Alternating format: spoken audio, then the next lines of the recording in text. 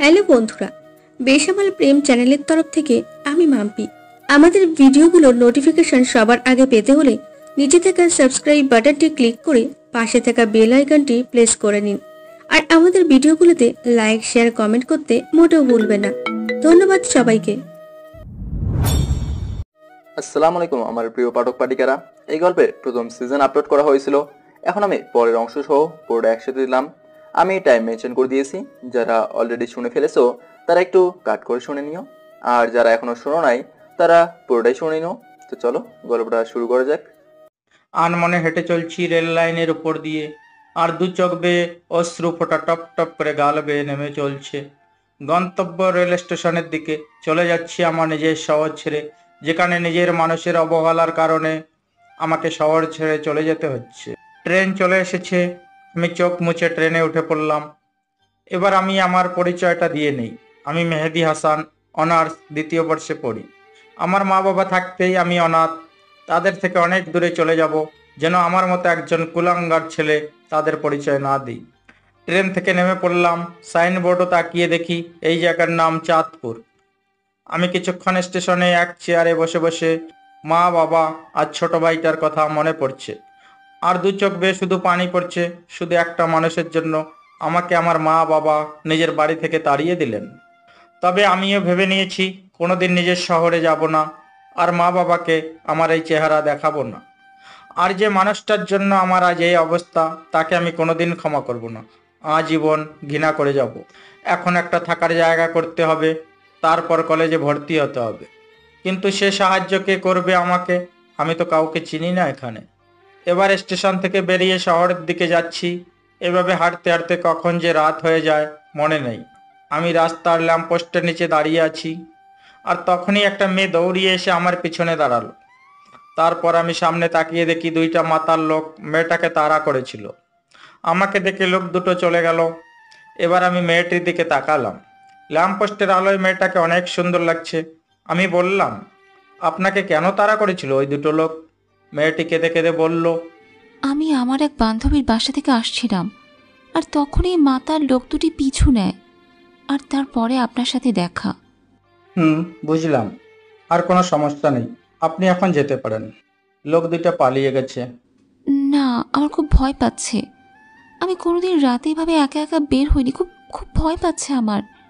আপনি যদি কিছু মনে না করতেন, তাহলে আমাকে একটু বাড়ি পর্যন্ত দিয়ে আসবেন। আমি কিছুক্ষণ ভেবে, আসলেই মেয়েটি অনেক ভয় পেয়ে আছে, আর তাছাড়া একা একটা মেয়ে, তাই আর কিছু না ভেবে তার সাথে যেতে চাইলাম। আপনার নামটা কি জানতে পারি? মেহেদি হাসান। আপনার নাম কি? আমার নাম রিমি। আমি অনার্স প্রথম বর্ষে পড়ি। বাড়ি বাবা আর ছোট একটা বোন আছে। আপনার? আমি অনার্স দ্বিতীয় বর্ষে পড়ি। আর আমি এতিম, আমার কেউ নেই। মিথ্যা বললাম, কারণ যারা আমাকে বিনা দোষে বাড়ি থেকে বের করে দিতে পারে, তাই তাদের পরিচয় না দিই। এবার মেয়েটির দিকে তাকিয়ে দেখি মেয়েটি আমার দিকে এক দৃষ্টিতে তাকিয়ে আছে, হয়তো আমার উপর মায়া হচ্ছে। হাঁটতে হাঁটতে রিমিদের বাসায় চলে আসলাম। রিমিরা বেশি বড় লোক না, আবার বেশি গরিবও না, মোটামুটি এইরকম শহরে ভালোভাবে চলাফেরা যাবে। আমি রিমিকে বাড়িতে দিয়ে যখনই চলে আসব, তখনই রিমি আমাকে ডাকলো আর বলল, আমাদের এখানে আজকের রাতটা খেয়ে তারপর না হয় চলে যাবেন। অবশ্য আমারও প্রচুর খিদা পেয়েছে, তাই সেই সকালে ভাতের বদলে বাবার কাছে মার খেয়ে বের হয়েছি, তাই আর মানা করতে পারলাম না। বাসার মধ্যে ঢুকে দেখি সুন্দর একটা বাড়ি, সবকিছু সাজানো গোছানো। তারপর রিমি তার আব্বুকে সবকিছু বলল আর আমাকে দেখিয়ে দিল। রিমির আম্মু আমার কাছে এসে কাঁদতে কাঁদতে বলল, আমার মেয়েকে বাঁচিয়ে তুমি অনেক বড় সাহায্য করলে বাবা। তোমার প্রতি আমার সারা জীবন ঋণী হয়ে থাকবো। ছি ছি খালা আম্মা, কি বলছেন এসব? মা কোনোদিন ছেলের কাছে ঋণী থাকতে পারে? আমি তো আপনার ছেলের মতোই, তাই না? তখনই রিমি এসে বলল, আহ মা, সে কখন থেকে ক্ষুধা পেয়েছে, তাড়াতাড়ি খেতে দাও তো। আমি হাত মুখ ধুয়ে টেবিলে বসে খাবারের জন্য অপেক্ষা করছি, আর তখনই রিমির বাবা আসলো। আমি আবার সব বাবাকে একটু ভয় পাই, তাই সাথে সাথে দাঁড়িয়ে গেলাম। রিমি, কে এই ছেলে? তাকে তো কোনোদিন দেখিনি আমাদের এলাকায়। তারপর রিমি তার বাবাকে সব ঘটনা খুলে বলল, আর তখন রিমির বাবা বলল, তোমার যেহেতু কেউ নেই তো কি হয়েছে, আমরা তো আছি। রিমির বাবা এই রূপ কথা শুনে খুব খুশি হলো। আর আমরা সবাই মিলে খেতে বসলাম। তখন রিমির বাবা বলল, তোমার যখন থাকার কোনো জায়গা নেই তাহলে আমাদের এইখানে থাকবে, আর সকালে কলেজ করবে আর বিকেল থেকে রাত পর্যন্ত আমার সাথে আমার বাসা ব্যবহার করবে। আমি রিমির বাবার কথা শুনে খুব খুশি হলাম। যাক, অন্তত থাকার জায়গা আর একটা কাজ তো পেলাম। তারপর রাতের খাবার খেয়ে রিমি আমাকে একটা রুমে নিয়ে গেল। দুজনে মিলে রুমটা একটু গোছালাম। আসলেই রিমি মেয়েটা অনেক সুন্দর আর অনেক ভালো। তবে রিমি আমার দিকে একটু পর পর আর চোখে তাকাচ্ছে আর মিট মিট করে হাসছে। সকালে উঠে ফ্রেশ হয়ে হালকা নাস্তা করে রিমির সাথে তাদের কলেজে গেলাম। ভর্তির কাজ সব শেষ হলে 3টা ক্লাস করে বাইরে এসে দেখি রিমি আমার জন্য বাইরে দাঁড়িয়ে আছে। কেমন হলো আজকের ক্লাসগুলো? অনেক ভালো, আর কলেজটা অনেক সুন্দর, খুব ভালো লাগছে আমার। তারপর কলেজ থেকে এসে দুপুরের খাবার খেয়ে খালুজানের মানে রিমির বাবা তার সাথে তাদের দোকানে গেলাম। খালুর দোকানটা অনেক বড়, তাই আমি খালুর কাজে সাহায্য করলাম। এভাবেই চলতে থাকে আমার নতুন জীবন। এখন আমি অনার্স ফাইনাল ইয়ারে, আর রিমি 3য় বর্ষ। রিমির মা বাবা আমাকে অনেক ভালোবাসে, একদম তাদের নিজের ছেলের মতো। আর রিমির ছোট বোনটা তো আমাকে ছাড়া কিছুই বোঝে না, সব সময় ভাইয়া ভাইয়া করে। আমিও তাকে খুব ভালোবাসি। রিমির ছোট বোনের নাম হলো মিনি। তবে রিমির ব্যবহার দেখে আমি খুব অবাক হই। মেয়েটা এত ভালো, আর মাঝে মাঝে রিমির আচরণ দেখে মনে হয় রিমি আমাকে খুব ভালোবাসে। আমার কখন কি লাগবে সব সময় চোখে চোখে রাখবে, কেয়ার করবে, মিষ্টি শাসন করবে। রিমির মিষ্টি শাসন আর কেয়ারগুলো খুব ভালো লাগে।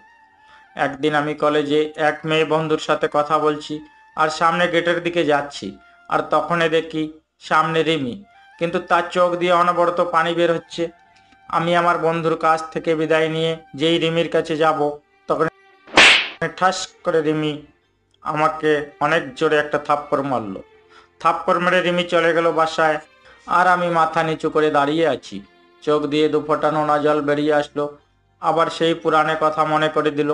2 বছর আগে ঠিক একইভাবে আমাকে চড় মেরেছিল আমার এক খুবই কাছের মানুষ। খুব কষ্ট পেয়েছিলাম তখন। রিমি আমাকে থাপ্পড় মারলো, কিন্তু 2 বছর আগে আমাকে এভাবে কেউ থাপ্পড় মেরেছিল, তখন 1000 গুণ কষ্ট পেয়েছিলাম। কলেজের পর আমি আর রিমিদের বাড়ি যাইনি। একটা ট্রেন লাইনে বসেছিলাম। বসে থাকতে থাকতে আজ আর খালুর দোকানে যাওয়া হলো না। রিমি আমাকে থাপ্পড় মেরেছে, এই জন্য আমি কষ্ট পাইনি। রিমি আমাকে থাপ্পড় মেরে আমার পুরানো কথা মনে করে দিয়েছে, তাই খুব কষ্ট হচ্ছে। তাই বসে আছি আর সিগারেট খাচ্ছি। হঠাৎ করে ফোনটা বেজে উঠলো। হাতে নিয়ে দেখি রিমি ফোন দিয়েছে। আমি রিসিভ না করে ফোন সাইলেন্ট করে রেখে দিলাম। আবার পুরনো কথা ভাবছি। ভাবতে ভাবতে রাত 10টা বেজে গেল। এবার ফোন হাতে নিয়ে দেখি খালুজানের 6বার কল দিয়েছেন। আবার ফোন এসেছে খালু। আমি রিসিভ করলাম। খালু বলল, মেহেদি, তুমি কোথায়? কত টেনশন হচ্ছে তুমি জানো? তাড়াতাড়ি বাসায় আসো। জি খালু, আসছি। কিছুক্ষণ হাঁটার পর বাড়ি চলে আসলাম। কলিং বেল চাপতেই খালা দরজা খুলে দিল। কোথায় ছিলে তুমি বাবা? সেই কখন থেকে বসে আছি। যাও, হাত মুখ ধুয়ে আসো। জি খালা, আসছি। তারপর ভিতরে ঢুকতেই মিনি আমার পিচ্ছি বোনটা দৌড়িয়ে এসে আমাকে জড়িয়ে ধরে কান্না করছে আর বলছে, ভাইয়া, কোথায় ছিলে তুমি? জানো, আমি কত কান্না করছি তোমার জন্য। আর আপু এখনো কান্না করছে, তুমি আসোনি তাই। আর হবে না আমার পাগলি বোনটি, এবারের মতো ক্ষমা করে দাও আমাকে। কিন্তু রিমি কান্না করছে শুনে খুব খারাপ লাগছে। আমি এবার রিমির রুমের দিকে গেলাম আর রিমি বলে ডাক দিলাম। রিমি আমার দিকে যেই তাকালো, আমি তো ভয় পেয়ে গেলাম। রিমির চোখ লাল ও ফুলে আছে, হয়তো কান্না করে এ অবস্থা হয়েছে। এবারে রিমি দৌড়িয়ে এসে আমাকে জড়িয়ে ধরে জোরে জোরে কান্না করে দিল। আমি তো বেশ অবাক হলাম। কোথায় ছিলে তুমি? জানো আমি কত টেনশনে ছিলাম।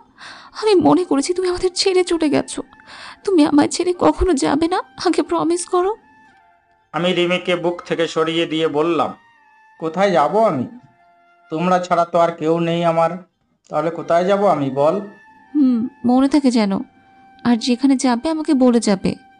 অভিমানী সুরে আর জড়িয়ে ধরে বলল, তাহলে আমাকে কলেজে ওইভাবে সবার সামনে থাপ্পড় মারলে কেন? তাহলে তুমি মেয়েটার সাথে অমন করে হেসে কথা বলছিলে কেন?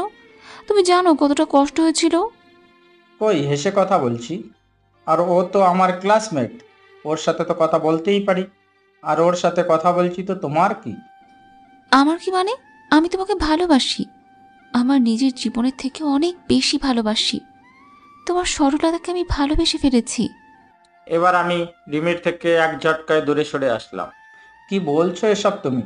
জানো তুমি কি বলছো? আরে হয় না রিমি, আমি একজন এতিম। তোমার বাবা আমাকে আশ্রয় দিয়েছেন, আমি তার সাথে বিশ্বাসঘাতকতা করতে পারবো না। আর তাছাড়া তোমার বাবা জানতে পারলে আমাকে কোনোদিনও ক্ষমা করবে না। আমাকে তুমি ভুলে যাও। রিমি এবার জোরে জোরে কান্না করতে লাগলো আর বলল, আমি বাবাকে সব বুঝিয়ে বলবো, প্লিজ আমাকে ফিরিয়ে দিও না। কান্না করতে করতে বলল, প্লিজ রিমি, এমন পাগলামি করো না। আর সবাই বাড়িতে আছে, কেউ শুনে ফেললে আমায় সবাই ভুল বুঝবে রিমি। আমি আর কথা না বাড়িয়ে যেই রিমি রুম থেকে বাইরে আসবো, তখনই দেখি রিমির মা দরজার পিছনে দাঁড়িয়ে আছে। হয়তো সব শুনে ফেলেছে। আমি রিমির মার দিকে তাকিয়ে দেখি রিমির মা কান্না করছে। হয়তো রিমির চোখে পানি রিমির মা সহ্য করতে পারেনি। রিমির মার কাছে গিয়ে বললাম, খালাম্মা, রিমির কোনো দোষ নেই, সব দোষ আমার। ওকে কিচ্ছু বলবেন না। আর কাল সকালে আমি এই শহর ছেড়ে চলে যাব, শুধু আজকে রাতটুকু থাকতে দিন। খালা আম্মা কিছু বলল না, শুধু চোখ দিয়ে পানি পড়ছে। আমি এই বলে নিজের রুমে চলে আসলাম আর রুমের দরজা বন্ধ করে দিলাম আর কান্না করতে লাগলাম। আবার সেই 2 বছর আগের পুরানো কথা মনে পড়ে গেল। সেদিনেও ঠিক এভাবে আমাকে একজন জড়িয়ে ধরেছিল আর এই কথাগুলো বলেছিল। তবে সেই কথাটা মিথ্যা কথা আর অভিনয় হতে পারে, এটাই আমার ন্যায্য পাওনা। পুরনো কথা ভাবতে ভাবতে আবার চোখ দিয়ে অনবরত পানি পড়ছে। এভাবেই সারা রাত কাটিয়ে দিলাম। আর এদিকে রিমির মা রাতে ঘটে যাওয়া সব কাহিনী রিমির আব্বুকে বলল। রিমির আব্বু বলল, ছেলেটা বেশ ভালো, খুব সহজ সরল, যেটা বলি সেটা শোনে, কোনোদিন কথার প্রতিখেলাপ করেনি। আর ছেলেটা ভালো শিক্ষিত, রিমির সাথে ভালো মানাবে। মিমিকে রিমির ছোট বোন, একেবারে ছোট বোনের মতোই দেখে। তাই ভাবছি কাল সকালে মেহেদির সাথে কথা বলে রিমির সাথে বিয়ের কথাটা সেরে ফেলবো। পরের দিন খুব সকালে উঠে আমি আমার ব্যাগপত্র গুছিয়ে রিমির বাবার জন্য একটা চিঠি লিখে সেটা বিছানার উপর রেখে বাড়ি থেকে বেরিয়ে পড়লাম। আবার রেল স্টেশনের দিকে হাঁটতে থাকলাম। আবার কোনো অন্য শহরে চলে যেতে হবে, এটা ভেবেই খুব কান্না পাচ্ছে যে রিমি মেয়েটা খুব ভালোবাসে আমায়। আর পাগলি বোনটিকে খুব মিস করব। খালা খালুকে খুব মনে পড়বে, কিন্তু কিছু করার নেই। আমি ট্রেনের জন্য স্টেশনে বসে আছি। ট্রেন আসতে 1 ঘন্টা দেরি হবে। আর এদিকে রিমির মা ঘুম থেকে উঠে রিমির কাছে গিয়ে কাল রাতের কথা সব বলল রিমির কাছে। রিমি তা শুনে প্রায় পাগলের মতো হয়ে গেল, খুশিতে তার মাকে জড়িয়ে ধরল। এবার রিমি দৌড়িয়ে মেহেদি রুমে গেল। আর যখন দরজায় নক করতে যাবে তখন দেখে দরজা খোলা রয়েছে। রিমি তখন রুমের ভিতরে যেয়ে দেখে মেহেদি নেই, আর মেহেদির জামা কাপড়, ব্যাগ, বইপত্র কিছু নেই। তখনই চোখ গেল বিছানার উপর। রিমি চিঠিটা হাতে নিয়ে পড়তে থাকলো। চিঠি পড়া শেষে রিমি চিৎকার দিয়ে আম্মু বলে ডাক দিয়ে বেহুশ হয়ে গেল। সাথে মেহেদি রুমে গিয়ে দেখে রিমি বেহুশ হয়ে পড়ে আছে। রিমির মা সাথে সাথে রিমিকে খাটের উপর তুললো। রিমির বাবা রিমির হাতে একটা কাগজ দেখলো আর কাগজটা খুলে দেখে একটা চিঠি। রিমির বাবা চিঠি পড়তে লাগলো। শ্রদ্ধেয় খালুজান, প্রথমেই সালাম নেবেন। আশা করি আপনি এতক্ষণে সব জেনে গেছেন। এতে রিমির কোনো দোষ নেই খালুজান। তাই আমি এই শহর থেকে চলে যাচ্ছি, আর কোনোদিন হয়তো দেখা হবে না। তাই এই এতিম ছেলেটাকে ক্ষমা করে দিবেন আর নিজের শরীরের দিকে একটু খেয়াল রাখবেন। এতিম ছেলে। রিমির বাবা চিঠিটা পড়া মাত্র প্রথমে বাস স্ট্যান্ডে খুঁজতে গেল, কিন্তু পেল না। তারপর রেল স্টেশনের দিকে গেল, আর তখন দেখলো আমি একটা বেঞ্চের উপর মাথা নিচু করে বসে আছি। রিমির বাবা আমার কাছে গিয়ে মাথায় হাত বুলালো, আর তখনই আমি উপরে তাকিয়ে দেখি খালুজান। খালু, আপনি এখানে? আমার ছেলেটাকে নিয়ে নিতে এসেছি। কিছুই তো বুঝলাম না। কাল রাতে রিমির মা সব বলেছে আমায়, আর তখন ভাবলাম আমার মেয়ের জন্য এর থেকে ভালো ছেলে কেউ নেই, তাই আমার মেয়ের জামাইকে নিতে এলাম। কিন্তু খালু, আমি একজন এতিম। আর কিছু বলতে দিল না। চুপ, আর কোনোদিন নিজেকে এতিম বলবে না। আমরা কেউ না তোমার।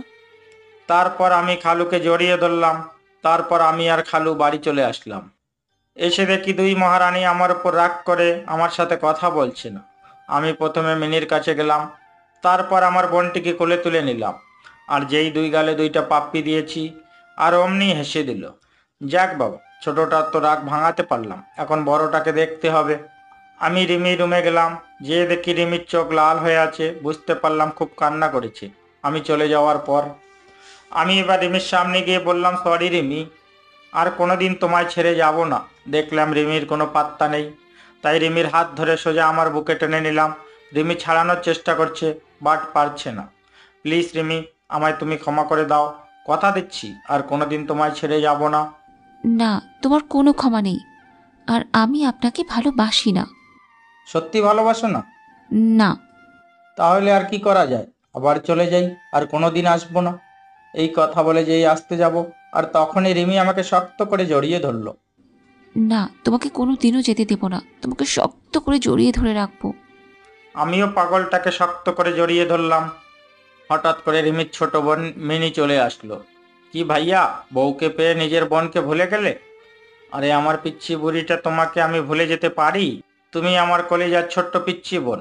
এই বলে মিনিকে কোলে তুলে নিলাম, আর সেই সময় দুই বোন আমার দুই গালে একটা করে পাপ্পি দিল। তারপরে দুজনকে জড়িয়ে ধরলাম। সবাই মিলে রাতে খাবার খাচ্ছি। তখন রিমির বাবা বলল, আগামী পরশুদিন তোমাদের বিয়ে, তোমাদের কোনো আপত্তি আছে? রিমি দেখলাম লজ্জায় মাথা নিচু করে আছে। আমি বললাম, না খালু, আমার কোনো আপত্তি নেই। রিমির আপত্তি আছে কি না শুনে নিন। রিমি লজ্জামাখা কণ্ঠে বলল, না, আমারও কোনো আপত্তি নেই। তারপর আমরা খাবার খেয়ে যে যা রুমে গিয়ে শুয়ে পড়লাম। কিছুক্ষণ পর আমার রুমের দরজা খোলার আওয়াজ পেলাম। তাকিয়ে দেখি রিমি আমার রুমে আসছে। রিমি, তুমি এখানে? এই রাতে কি করছো এখানে? কেউ দেখে ফেললে কি বলবে সবাই? কেউ দেখবে না, আর আমি আমার হবুর স্বামীর রুমে এসেছি, তাতে কার কি যায় আসে? কিন্তু আমাদের এখনো বিয়ে হয়নি তো। তুমি যাও, এখন কেউ দেখলে খারাপ ভাববে। না, আমি যাব না। যদি তুমি আজকের মতো কাল সকালেও তুমি যদি চলে যাও, তাই আমি আজ রাতে তোমার সাথেই থাকবো। কি বলছো তুমি? তোমার মাথা ঠিক আছে? বিয়ের আগে একটা ছেলে আর একটা মেয়ে একসাথে ঘুমাবে? আর আমি কোথাও যাব না তোমাকে ছেড়ে। তা আমি শুনবো না। আমি আজ এখানেই তোমার সাথে ঘুমাবো। আর কেউ যদি আমাকে রাখতে না চায়, তাহলে আমি সারা রাত বসে বসে কান্না করব। আচ্ছা ঠিক আছে, তুমি বিছানায় ঘুমাও, আমি নিচে শুয়ে পড়ছি। তুমি আমার সাথে বিছানায় ঘুমাবে? এই চিল্লাচ্ছ কেন? কেউ শুনে ফেলবে। তুমি বিছানায় না আসলে আমি আরও চিল্লাবো। আচ্ছা ঠিক আছে, বিছানায় ঘুমাবো। এবার আমি বিছানায় গিয়ে খাটের এক পাশে শুয়ে পড়লাম, আর রিমি আমার এক পাশে শুয়ে পড়লো। শুয়ে শুয়ে দুজনে গল্প করছি, আর তখনই রিমি আমাকে জড়িয়ে ধরলো। আমিও রিমিকে জড়িয়ে ধরলাম। তারপর রিমি মুখ উঠিয়ে আমার দিকে এক দৃষ্টিতে তাকিয়ে আছে, আর আস্তে আস্তে রিমি আমার এত কাছে চলে আসলো, রিমির নিঃশ্বাসের শব্দ শোনা যাচ্ছে, আর গরম নিঃশ্বাস আমার মুখে ছড়িয়ে পড়ছে। তারপর রিমি আমার ঠোঁটে ঠোঁট রাখলো। আহ, সে কি অনুভূতি, আপনারা না করলে কেউ বুঝতে পারবেন না। এভাবেই প্রায় 8 মিনিট কিস করার পর রিমি আমাকে ছেড়ে দিল। দুজনে তখন প্রায় পাগলের মতো হাঁপাচ্ছি। তারপর রিমি আমার বুকে মাথা রাখলো আর বলল, কখনো আমাকে ছেড়ে চলে যাবে না তো? না পাগলি আমার, তোমাকে ছেড়ে কখনো যাব না। তাই বলে রিমি শক্ত করে বুকের সাথে জড়িয়ে ধরলাম। রিমিও আমাকে শক্ত করে জড়িয়ে ধরলো। তারপর রিমির কপালে একটা ভালোবাসার পরশ এঁকে দিলাম, আর ঘুমিয়ে পড়লাম। সকালে উঠে দেখি রিমি এখনো ঘুমিয়ে আছে। কি অপূর্ব লাগছে রিমিকে। চুলগুলো এলোমেলো ভাবে মুখের উপর রয়েছে। আমি রিমির মাথায় আর একটা ভালোবাসার পরশ এঁকে দিলাম, আর তখনই রিমি উঠে পড়লো। রিমি উঠে আমার গালে একটা কিস করে উঠে ফ্রেশ হয়ে সকালে নাস্তা করে দুজনে একসাথে কলেজে গেলাম। আজ আমাদের বিয়ে হয়ে গেল। বেশি একটা আয়োজন করা হয়নি, ভালোভাবে আমাদের বিয়েটা সম্পূর্ণ হয়ে গেল। রিমি এখন বাসর ঘরে অপেক্ষা করছে, আর আমি ছাদের উপর বসে বসে পুরানো কথা ভাবছি, আর দু চোখ বেয়ে অঝোর ধারায় পানি পড়ছে। হঠাৎ করে কারো হাত আমার কাঁধের উপর অনুভব করলাম। তাড়াতাড়ি করে চোখের পানি মুছে ফেলে পিছনে ঘুরে দেখি রিমি দাঁড়িয়ে আছে বিয়ের সাজে। রিমি, তুমি এখানে কেন আসলে? আমি এক্ষুনি নিচে নামছিলাম। তুমি কান্না করছো কেন? কোনো অন্যায় করেছি আমরা বা আমি? এই পাগলি, তুমি অন্যায় করবে কেন? তোমায় তো আমি খুব ভালোবাসি। তাহলে কান্না করছো কেন? আমার হাত জড়িয়ে ধরে বলল, আসলে আমার মা বাবার কথা খুব মনে পড়ছে, তাই একটু কান্না পাচ্ছিল। কান্না করে আর কি হবে? চলো নিচে চলো। চলো। না, আমি যাব না। কেন যাবে না?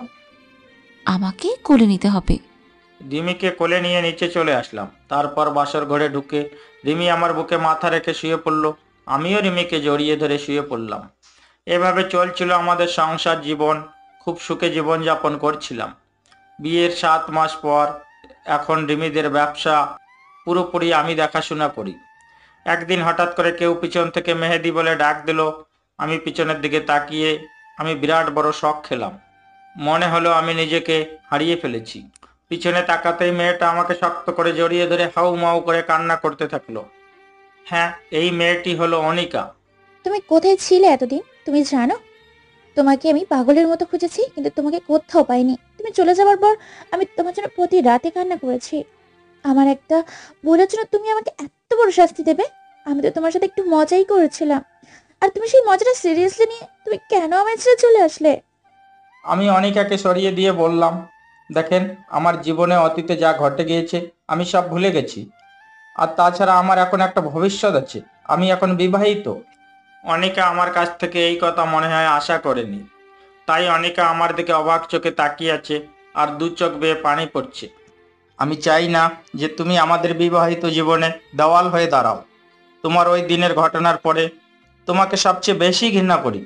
তোমার কথা মনে পড়লে আমার প্রচণ্ড রকমের রাগ হয়। আর তোমার জন্য আমাকে আমার বাবা মা ভুল বুঝলো, আমাকে বাড়ি থেকে তাড়িয়ে দিল। তাই তুমি আমার সামনে আসলে তোমাকে আমার একদম সহ্য হয় না। তাই তুমি না আসলে আমি বেশি খুশি হব।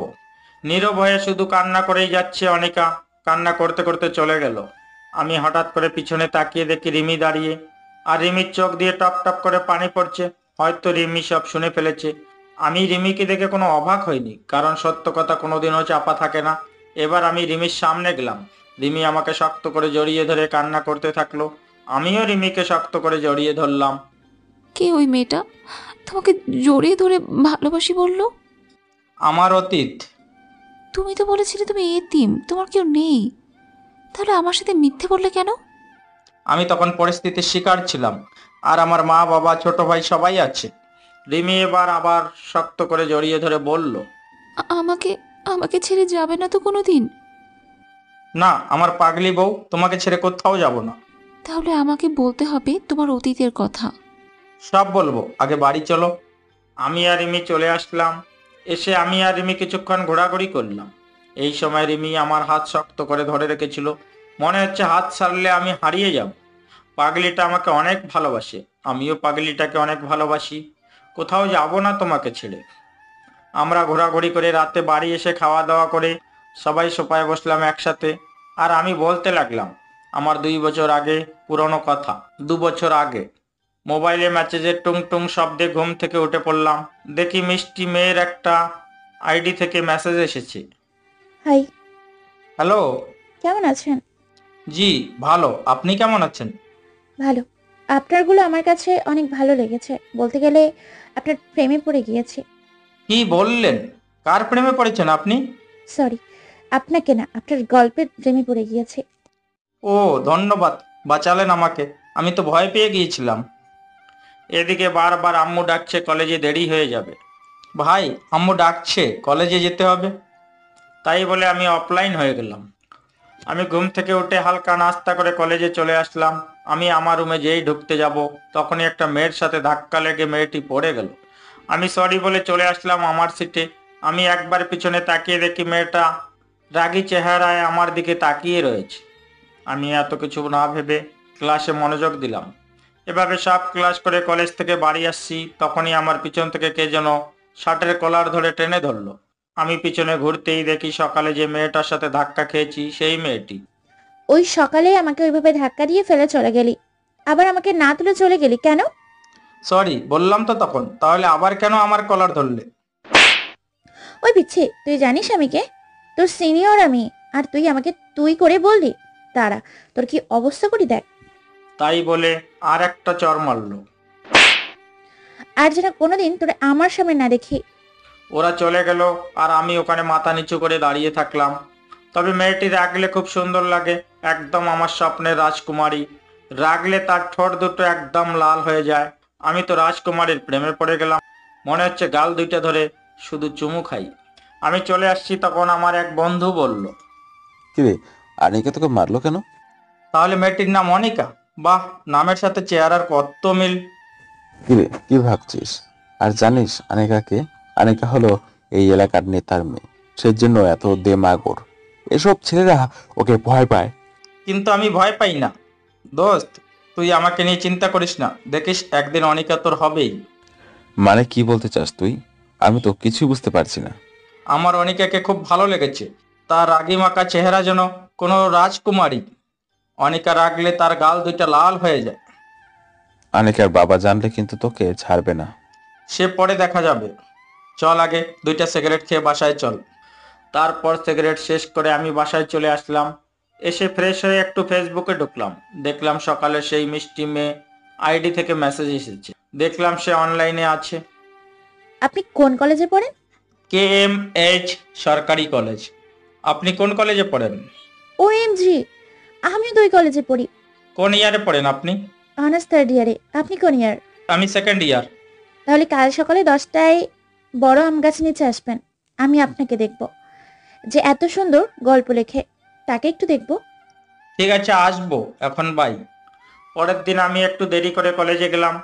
গিয়ে দেখি অনিকা সেই আম গাছের নিচে একা দাঁড়িয়ে আছে, আর মনে হয় কারোর জন্য অপেক্ষা করছে। তারপর আমাকে সেই মেয়েটি মেসেজ দিল। লেখক সাহেব, কোথায় আপনি? আপনি কোথায় আছেন? আর আমি কলেজে চলে আসছি। আমি আম গাছের নিচেই দাঁড়িয়ে আছি। আমি আবার গাছের নিচে তাকালাম, দেখি অনিকা ছাড়া আর কেউ নেই। এবার আমি মনে মনে একটু খুশি হলাম, তাও শিওর হওয়ার জন্য। আমি আবার ওকে মেসেজ দিলাম, আপনি কি হলুদ ড্রেস পরে আছেন? তাহলে আপনি চলে আসেন, আমি আপনাকে দেখব। এবার আমি মনে মনে প্যান্ট ড্যান্স দিচ্ছি। আমি লুঙ্গি পরিনি, তাই প্যান্ট পরে একটু ড্যান্স দিলাম। তখন আমি ভাবলাম, ওকে এভাবে দেখা দেওয়া যাবে না, আমাকে সবার সামনে চর মারা, তাই না? এবার দেখো আমি কি করি ম্যাডাম। আমি আপনার সাথে দেখা করতে পারবো না। কেন পারবেন না? আমি কি অপরাধ করেছি? আপনার অনেক দোষ আছে। কি অপরাধ বলেন? যদি সত্যি আমি কোনো অপরাধ করে থাকি, তাহলে সেইগুলো আমি সব শুধরে নিব। তুমি তোমার বাবার পাওয়ার কলেজে দেখাতে পারবে না, আর সবার সাথে ভালো ব্যবহার করতে হবে। আর গতকাল যাকে কলেজ শেষে চর মারছো, তাকে সরি বলতে হবে, আর তার সঙ্গে ফ্রেন্ডশিপ করতে হবে। যদি এসব মানতে পারো, তাহলে আমার সাথে তুমি দেখা করতে পারবে।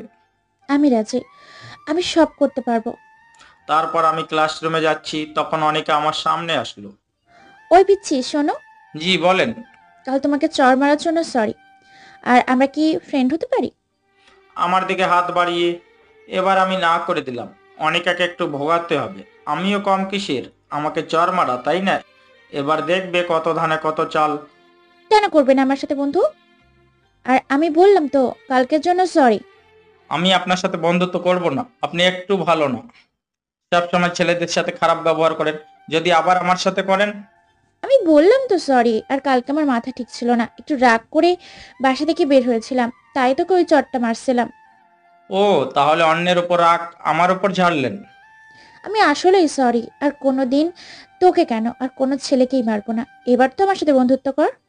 ওকে, বন্ধ করতে পারি, কিন্তু আমার একটা শর্ত আছে। কি শর্ত বলো? আমি যা বলবো তাই শুনতে হবে, আর এসব ছেলেদের কাপড় পরা যাবে না, আর সবার সাথে ভালো আচরণ করতে হবে। ওই পিচ্ছি, তুমি আমায় হুকুম করার কে? আর আমি তোর কোনো কথাই মানতে পারবো না। ওকে, তাহলে আমিও তোমার সাথে বন্ধুত্ব করতে পারবো না। আচ্ছা, তোর শর্তে আমি রাজি। আচ্ছা, আমি এখন ক্লাসরুমে যাই। আর হ্যাঁ, আর একটা কথা, কলেজ শেষে আমার জন্য দাঁড়িয়ে থাকবা, একটা কাজ আছে। তাই বলে আমি ক্লাসরুমে চলে আসলাম। আসলে অনেকে জানে না যে ফেসবুকে মেহেদি হাসান আর আমি একই মানুষ। আসলে কোনোদিন পিক দেইনি তো, তাই চিনতে পারিনি। এসে দেখি স্যার এখনো ক্লাসে আসেনি, তাই একটু ফেসবুকে ঢুকলাম। ফেসবুকে ঢুকে দেখি অনেকে মেসেজ দিয়েছে, আর অ্যাক্টিভও আছে। তুমি যা বলছো আমি তাই করেছি। আমি ওই ছেলেটার সাথে বন্ধুত্ব করেছি। এবার তো তুমি আমার সাথে দেখা করো। আমি বলেছি তো, আমার যখন সময় হবে তখন আমি নিজেই তোমার সাথে দেখা করব। তোমাকে যে কাজটুকু করতে দেওয়া হয়েছে সেটুকু আগে করো। তাই বলে আমি অফলাইন হয়ে গেলাম, আর ক্লাসে মনোযোগ দিলাম। ক্লাস শেষে আমি বাইরে এসে দেখি অনেকে একা একা সেই বড় আম গাছটা নিচে দাঁড়িয়ে আছে। আমি অনেকের কাছে গিয়ে বললাম, চলো আজ দুজনে মিলে ঘুরতে যাব, আর ভালো একটা রেস্টুরেন্টে দুপুরে খাবার খাবো। অনেকে আমার কথা শুনে সোজা আমার কলার ধরে বলল, কি কি বললি তুই? আমি তোর সাথে ঘুরতে যাব? তুই ভাবলি কি করে? ঘুরতে না গেলে বন্ধুত্ব আমি করব না তোমার সাথে। তারপর অনিকা কিছুক্ষণ ভেবে বলল, ওকে, আমি রাজি। তারপর আমি আর অনিকা একটা রিকশায় উঠে চলে আসলাম একটা নদীর তীরে। রিক্সায় আসার সময় অনিকা আমার সাথে একটা কথাও বলেনি। তারপর আমরা একটা নদীর তীরে চলে আসলাম। অনিকা নদীর তীরে দাঁড়িয়ে আছে, আর অনিকার চুলগুলো বাতাসে এলোমেলো ভাবে উড়ে বেড়াচ্ছে। আর অনিকা সেই চুলগুলো কানের কাছে নিয়ে এসে বারবার চুল ঠিক করতে ব্যস্ত হয়ে পড়েছে। আহ, অনিকাকে কি সুন্দর লাগছে! মনে হচ্ছে আমি পিছন থেকে আলতো করে জড়িয়ে ধরে হাজারবার আমি তোমাকে ভালোবাসি বলতে ইচ্ছা করছে, কিন্তু ইচ্ছা থাকলে উপায় নেই। অনিকা বলল, ওই, তোর নাম কি? আমার নাম মেহেদি হাসান। তারপর অনিকা আমার দিকে কেমন দৃষ্টিতে তাকিয়ে রইল। তারপর আমি একটু ঘোরাঘুরি করে চলে আসলাম একটা রেস্টুরেন্টে। গিয়ে তারপর কিছু খাবার খেয়ে যে যার বাড়ি চলে আসলাম। বাড়িতে এসে ফ্রেশ হয়ে বিকালে বন্ধুদের সাথে একটু আড্ডা দিচ্ছি আর সিগারেট টানছি। আসলে আমি একটু একটু সিগারেট টানি। আর রাতের খাবার খেয়ে শুয়ে শুয়ে ফেসবুকে লগ ইন করি। অনিকার সাথে কিছু কথা বলে ঘুমিয়ে পড়লাম।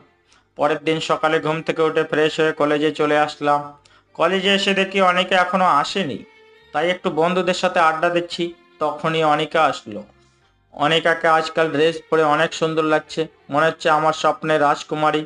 তারপর অনিকা তার বান্ধবীদের কাছে গেল আর মোবাইলের দিকে তাকিয়ে আছে। মনে হয় ফেসবুকতে অ্যাক্টিভ আছে। তাই আমিও ফেসবুক লগ ইন করলাম আর মেসেজ দিলাম, আজ তোমাকে অনেক সুন্দর লাগছে। এমনভাবে কলেজে আসলে তো আমি তোমার প্রেমে পড়ে যাব। আর তুমি চোখে কাজল দাওনি কেন? এর পরের বার যেন 2 চোখে কাজল পড়তে ভুল না হয়। এবার দেখি অনিকা আশেপাশে হয়রানি হয়ে আমাকে খুঁজছে, কিন্তু পাচ্ছে না। তখন আবার অনিকা মেসেজ দিল, কোথায় তুমি? প্লিজ একবার আমার সামনে আসো, তোমাকে দেখতে খুব ইচ্ছে করছে। আমাকে খুঁজে লাভ নেই, আর আমি সময় হলে তোমাকে দেখা দেব। এই বলে আমি অফলাইন হয়ে গেলাম আর আমি অনিকার সামনে গেলাম। আমি যাওয়াতে অনিকা কিছুটা বিরক্ত হলো মনে হলো। তারপর কিছু কথা বলে আমি চলে আসলাম আমার ক্লাসরুমে। ক্লাস 3টে শেষ হওয়ার পর স্যার একটু আসতে লেট হচ্ছে বলে আমরা সবাই বসে আড্ডা দিচ্ছি। তখন দেখি অনিকা আর তার বেশ কয়েকটা বান্ধবী আসলো আমাদের রুমে, আর সবার উদ্দেশ্যে বলল, এখানে মেহেদি হাসান বলে কেউ আছে? সবাই বলল, না, চিনি না। আসলে আমার কলেজে অন্য নাম দেওয়া আছে, তাই সবাই সেই নামেই চেনে। আর মেহেদি হাসান এই নামটি আমার কয়েকটা বন্ধু ছাড়া কেউ জানে না। তারপর অনিকা মোবাইলটা বের করে আমার আইডিটা বের করে বলল, এই আইডিটাকে চিনো? এই আইডিটাই মেহেদি হাসানের। আর মেহেদি হাসান আমাদের কলেজে পড়ে, কেউ জানতে পারলে আমাকে জানাবে।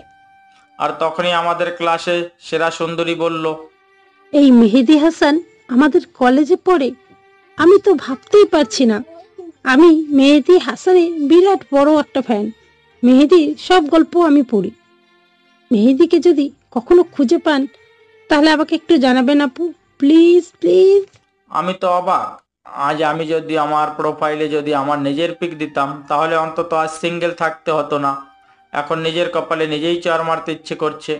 তারপর কলেজ শেষে আমি বাড়ি এসে ফ্রেশ হয়ে দুপুরের খাবার খেয়ে একটা ঘুম দিয়ে বিকালে বন্ধুদের সাথে আড্ডা দিতে গেলাম। আড্ডা দিয়ে এসে রাতের খাবার খেয়ে রুমে গিয়ে ফেসবুকে লগ ইন করলাম। তখনই দেখি অনিকা অ্যাক্টিভ রয়েছে। আমি অনিকাকে মেসেজ দিলাম, তুমি আমাকে ওভাবে প্রতিটা ক্লাসে খুঁজছিলে কেন? তুমি ভালো করেই জানো আমাকে তুমি পাবে না। তোমাকে দেখতে খুব ইচ্ছে করছিল, তাই আর নিজেকে সামলাতে পারিনি। আর যেন কোনোদিন তোমাকে এভাবে আমাকে খুঁজতে না দেখি। আমার সময় হলে আমি নিজেই তোমার সাথে দেখা করে নেব। আর কিছু না বলে চ্যাট অফ করে ঘুমিয়ে পড়লাম। এভাবে আমার আর অনিকার মেসেঞ্জারে নিয়মিত কথা হয়। অনিকা আমাকে অনেক কেয়ার করে, অনেক শাসন করে। অনিকা মনে হয় আমাকে ভালোবাসে। অনিকার কথাতে বুঝতে পারি যে অনিকা আমাকে ভালোবাসে। আর এদিকে অনিকার সাথে আমার ভালোই বন্ধুত্ব তৈরি হয়েছে, আমাকে দেখে আর বিরক্ত হয় না। আজ কলেজ শেষে বিকালে বন্ধুদের সাথে আড্ডা দিতে গেছি, আর আমার এক বন্ধুর সাথে কোনো একটা বিষয় নিয়ে অনেক কথা কাটাকাটি হয়। তাই আমি রাগ করে বাড়ি চলে আসলাম। এসে কিছুই ভালো লাগছে না, তাই ঘুমিয়ে পড়লাম। আজ আর অনিকার সাথে কথা হলো না। এভাবে 2 দিন আমি কলেজে যাইনি আর ফেসবুকেতে লগ ইনও করিনি। আজ 2 দিন পর আমি কলেজে যাচ্ছি। কলেজের গেট দিয়ে ঢুকতে যাব, তখনই দেখি অনিকা গেটের কাছে দাঁড়িয়ে আছে। আমি অনিকার চোখের দিকে তাকিয়ে রীতিমতো ভয় পেয়ে গেছি। চোখ দুটো লাল আর ফুলে আছে, মনে হয় 2 দিন ধরে শুধু কান্না করেছে। অনিকা, তোমার কি হয়েছে? তোমার চোখ ফুলে আছে কেন? তারপর অনিকা সোজা আমার কলার ধরে টানতে টানতে 5 তলা একটা বিল্ডিং এ নিয়ে যায়। এখানে সাধারণত কেউ আসে না আর কোনো ক্লাসও হয় না। কি ব্যাপার, তুমি আমাকে এখানে নিয়ে আসলে কেন? তুই ভেবেছিস কি? হ্যাঁ, আমি তোকে খুঁজে পাবো না? তুই আমার সাথে খেলা করেছিস? তুই আমাকে ইমোশনাল করেছিস, আমাকে ব্ল্যাকমেল করে আমার কান্না কষ্ট দুইটাই করেছিস। চিৎকার করে কান্না করে বলল, কি বলছো তুমি? আমি তো কিছুই বুঝতে পারছি না। আর তুমি কান্না করছো কেন? অনিকা সোজা আমার কলার ধরে বলল, ওই আমি কি বলছি মানে? তুই কিছুই বুঝতে পারছিস না? তোকে আমি ভালোবাসি, তুই বুঝিস না? তোকে এত কেয়ার করি, এত শাসন করি, কি জন্য করি তুই জানিস না? আর এইসব করে কারা? যাদের নিজের জীবনের থেকেও তাদের কাছে প্রিয়, তাদের কেয়ার করে। তুই কেন বুঝিস না? আমি তোকে অনেক ভালোবাসি। আমিও তোকে অনেক ভালোবাসি রে পাগলি, সেজন্য তো তোর সাথে বেশি কথা বলতাম। এবার অনিকা দৌড়িয়ে এসে আমাকে শক্ত করে জড়িয়ে ধরলো। আমিও আমার পাগলিটাকে শক্ত করে জড়িয়ে ধরলাম। আমার বুকে মাথা লুকিয়ে বলল, তুমি আমার সাথে কেন এমন করলে? তুমি কেন সেদিন আমার সামনে আসুনি বলো? আমি এমন করছি কারণ সেদিন তুমি আমাকে সবার সামনে চর মেরেছিলে, আর তোমার অহংকার ভেঙে ফেলার জন্য। আই লাভ ইউ বাবু। বিট্টু বাবু। এভাবে কিছুক্ষণ থাকার পরে দেখি অনিকার বাবা, অনিকার বড় ভাই আর আমার সেই বন্ধু চলে আসছে। আমি সাথে সাথে অনিকাকে ছেড়ে দিলাম। আর অনিকার বাবা বড় একটা নেতা। এবার অনিকার ভাই আরো কিছু লোকজন আমাকে মাটিতে লাথি মারতে লাগলো। আর অনিকার বাবা অনিকাকে টানতে টানতে নিয়ে গেল। আর এদিকে মার খাওয়ার জন্য আমার নাক মুখ দিয়ে অনেক রক্ত পড়তে লাগলো। তবুও তারা একইভাবে মেরে যাচ্ছে। কখন যে বেহুশ হয়ে গিয়েছি মার খেতে খেতে। আমি বেহুশ হয়ে যাওয়ার পরেও মনে হয় আমাকে অনেক মেরেছে। তারপর আমার যখন জ্ঞান ফিরল তখন আমি নিজেকে প্রিন্সিপালের অফিসে আবিষ্কার করলাম। আস্তে আস্তে যখন চোখ খুললাম তখন সামনে দেখে অনিকা, অনিকার আব্বু ও তার বড় ভাইয়া আছে। আর এদিকে দেখি আমার আব্বু আর আমার আম্মু রয়েছে। আম্মু আমাকে চোখ খুলতে দেখে একভাবে কান্না করেই যাচ্ছে। খুব কষ্ট হচ্ছে উঠতে, শরীরে খুব ব্যথা, কোনোভাবেই উঠতে পারছি না। তখন আমার মা আমাকে সাহায্য করতে আসছিল। তখন বাবা মাকে আটকিয়ে দিল। আব্বু মনে হয় আমার উপর অনেক রাগ করে আছেন। এবার আমি অনিকার দিকে তাকালাম, দেখে অনিকা চুপ করে মাথা নিচু করে দাঁড়িয়ে আছে, আর চোখ দুটো লাল ও ফুলে আছে। এবার অনিকা বলা শুরু করলো, দেখুন প্রিন্সিপাল সাহেব, আমি আপনাকে অনেক সম্মান করি, সেহেতু আপনার উপর কোনো কথা বলবো না আমি। এই ছেলে আমার মেয়েকে গত 6 মাস ডিস্টার্ব করছে আর বারবার প্রেমের প্রস্তাব দিয়েছে। আমার মেয়ে যখন তার কথায় রাজি হয়নি তখন সে আমার মেয়ে একা ডেকে নিয়ে গিয়ে ধস্তাধস্তি করার চেষ্টা করে। এখন আপনি যা মনে করেন তাই বিচার করুন। চাইলে আমার মেয়ে অনিকাকে প্রশ্ন করতে পারেন। আমার কথা বলার কোনো শক্তি নেই। খুব পানির তেষ্টা পেয়েছে, গলা একদম শুকিয়ে গেছে, কোনো কথা বলতে পারলাম না। এবার আমাদের প্রিন্সিপাল অনিকাকে প্রশ্ন করলো, অনিকা, মামুনি তোমার বাবা যা বললো সব কি সত্যি কথা? মাথা নিচু করে চুপ করে আছে। তুমি ভয় পাচ্ছ মামুনি? এখানে ভয় পাওয়ার কি আছে? তুমি নির্ভয়ে বলো মামুনি, কেউ তোমাকে কিছু বলবে না। আমি নিশ্চিত ছিলাম যে অনিকা আমাকে ভালোবাসে, সে মিথ্যা বলবে না। কিন্তু অনিকা আমার ভালোবাসাকে অপমান করলো, আমার বিশ্বাসকে মাটি চাপা দিল, আমাকে মিথ্যা অপবাদে ফাঁসিয়ে দিল, যা আমি কোনোদিন অনিকার কাছ থেকে আশা করিনি। হ্যাঁ স্যার, ওই ছোট লোকের বাচ্চাটাই আমাকে প্রতিদিন ডিস্টার্ব করতো। আমি প্রতিদিন মানা করার পরেও আমাকে প্রতিদিন ডিস্টার্ব করতো। আজ আমি ওকে চড় মারতে গিয়েছি, তখন আমাকে টানতে টানতে 5 তলায় নিয়ে গিয়ে আমাকে। আমি অনিকার কথা শুনে আমার মাথায় আকাশ ভেঙে পড়ল। আমি এক দৃষ্টিতে অনিকার দিকে তাকিয়ে আছি। অনিকা আমাকে এভাবে মিথ্যা অপবাদ দেবে আমি কখনো স্বপ্নেও ভাবতে পারিনি। অনিকার কথা শুনে আমার ভীষণ কষ্ট হচ্ছে। আমার বুকের মধ্যে অজানা একটা ব্যথা উঠলো। মেহেদি, তোমার থেকে আমি এরকম আশা করিনি। তোমাকে এখন এই কলেজ ছেড়ে চলে যেতে হবে, তাও আবার বিনা নোটিশে। আমি স্যারের কথায় খুব বেশি একটা কষ্ট পাইনি, যতটুকু কষ্ট অনিকার আচরণে পেয়েছি। আমার বাবা মা কোনো কথা বলেনি, মাথা নিচু করে দাঁড়িয়ে আছে, আর আমার মা কান্না করেই যাচ্ছে। বাবা মা আমাকে রেখে তারা বাড়ি চলে আসলো, আর অনিকাকে তার বাবা আর ভাই নিয়ে গেল। অনিকা আমার দিকে অবাক দৃষ্টিতে তাকিয়ে আছে, কিন্তু তার এইভাবে তাকানো দেখে অনিকার প্রতি আমার প্রচণ্ড ঘৃণা হতে লাগলো। হ্যাঁ, এই মেয়েকে আমি সবচেয়ে বেশি ঘৃণা করি। সে আমাকে এভাবে ঠকাতে পারলো, কিভাবে পারলো এই কাজটা করতে অনিকা? আমি আবার কান্না শুরু করে দিলাম। তখন আমার বেস্ট ফ্রেন্ড এসে আমাকে ধরে উঠলো, কিন্তু আমার ওঠার শক্তিটুকু নেই, প্রচণ্ড কষ্ট হচ্ছে উঠতে। তারপর রাজু আর আমার একটা বন্ধু আমাকে বাড়িতে নিয়ে এলো। বাড়িতে আসতেই আবারও বাবার হুঙ্কার শুনতে পেলাম, এই জানোয়ারটাকে কেন নিয়ে এসেছিস? এই হারামির বাচ্চাটার কোনো জায়গা নেই আমার বাড়িতে। আজ তোর জন্য আমার মান সম্মান সবকিছু তুই শেষ করে দিয়েছিস। তোর জন্য এই প্রথম আমি মাথা নিচু হয়েছে। তোকে আমার ছেলে হিসাবে পরিচয় দিতে ঘৃণা হচ্ছে। তোর এই বাড়িতে কোনো জায়গা নেই। তুই বেরিয়ে যা আমার বাড়ি থেকে। আজ থেকে আমাদের কোনো ছেলে নেই। তুই বেরিয়ে যা আমার বাড়ি থেকে। মা কয়েকবার বাবাকে বোঝানোর চেষ্টা করেছে, কিন্তু লাভ হলো না। আমার মাকে শেষবারের মতো কথা বলতে দিল না। আমি কান্না করতে করতে চলে আসলাম বন্ধুদের সাথে বন্ধুর বাড়ি। আমি যদি সুস্থ থাকতাম তাহলে আমার বাবাও মনে হয় মারতো, কিন্তু আমার এই অবস্থা দেখে হয়তো আমাকে আর মারেনি। আজ থেকে আমি এতিম হয়ে গেলাম। কেউ নেই আমার এই পৃথিবীতে। সবাই আমাকে ভুল বুঝে অবহেলা করলো। সবকিছু মেনে নেওয়া যায়, কিন্তু আপনজনের অবহেলা মেনে নেওয়া যায় না। প্রচন্ড কষ্ট হচ্ছে আমার। এক পা হাঁটার শক্তি নেই আমার। সব বন্ধুরা আমাকে সাহায্য করে। আমার বন্ধু রাজু তার বাসায় নিয়ে আসলো। রাজু সব জানতো আমার আর অনিকার ব্যাপারে। আমি কিছুদিন রাজুদের বাসায় থেকে সুস্থ হয়ে নিলাম। আমার প্রতি রাতে প্রচন্ড কান্না পেত। সেই কান্না দেখার মতো কেউ ছিল না। অনিকার প্রতি আমার প্রচন্ড ঘৃণা জন্মেছে, আর আমার বাবার প্রতি খুব অভিমান সৃষ্টি হলো। আজ 15 দিন পর একটু সুস্থ হলাম। তাই আমি আমার বন্ধু রাজুর সাথে কলেজে গেলাম টিসি নিয়ে আসতে। আমি আস্তে আস্তে গেট দিয়ে ঢুকলাম। সবাই কেমন করে যেন আমার দিকে তাকিয়ে আছে। একটু সামনে যেতেই দেখি অনিকা আমার সামনে দাঁড়িয়ে আছে। আমার তখন রাগটা চরমে উঠে গেল। আমি রাগটাকে কন্ট্রোল করে পাশ কাটিয়ে চলে আসতে যাব, তখনই অনিকা আমার পেছন থেকে জড়িয়ে ধরলো। এক ঝটকায় অনিকাকে সরিয়ে দিলাম। মেহেদি, মেহেদি, আমার কথাটা শোনো প্লিজ। মেহেদি, সেখানে আমার কোনো চুপ!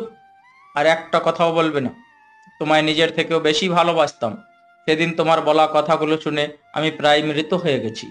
তোমার জন্য আমার মা বাবা আমাকে ভুল বুঝে বাসা থেকে বের করে দিয়েছে। তোমার জন্য আমার বাবা মার সম্মান নষ্ট হয়েছে। কি চাও তুমি বলো? এই ছোট লোকের বাচ্চাটার মৃত্যু চাও তুমি? ওকে, মরে যাব আমি।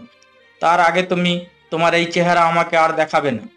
আর তোমাকে আগে আমি নিজের থেকে ভালোবাসতাম, আর এখন আমি পৃথিবীর সব থেকে বেশি ঘৃণা করি তোমাকে। তোমার ওই মিথ্যা আড়ালে ছলনাময় চেহারা আমাকে আর দেখাবে না। আর আমার এই ছোট লোকের বাচ্চার চেহারা তোমাকে আর কোনোদিন দেখাবো না। তাই আমি টিসি নিতে আসছি। আমি অনিকাকে কিছু না বলে প্রিন্সিপালের রুমে চলে আসলাম। তবে অনিকা আমাকে অনেক কিছু বলতে চেয়েছিল, আমি কিছু বলতে দেইনি। কি হবে ওর ছলনাময়ী কথা শুনে? যদি আবার ওর উপর মায়ায় পড়ে যাই। আমি প্রিন্সিপালের রুম থেকে চলে আসলাম। অনেকে আমাকে কয়েকবার ডাকলো।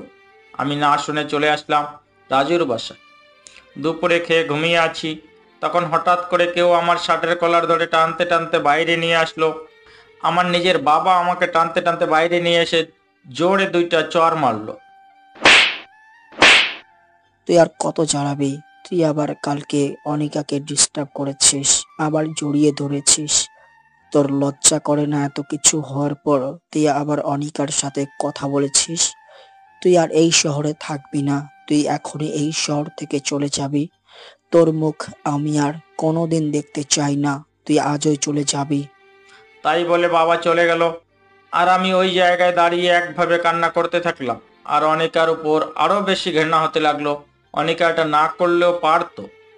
আমি রাজুর কাছ থেকে বিদায় নিয়ে রেল লাইন দিয়ে হাঁটছি বর্তমান। আর আপনারা তারপরে কি হয়েছে সবেই তো জানেন। আমার চোখ দিয়ে টপ টপ করে পানি পড়ছে, 2 চোখ দিয়ে।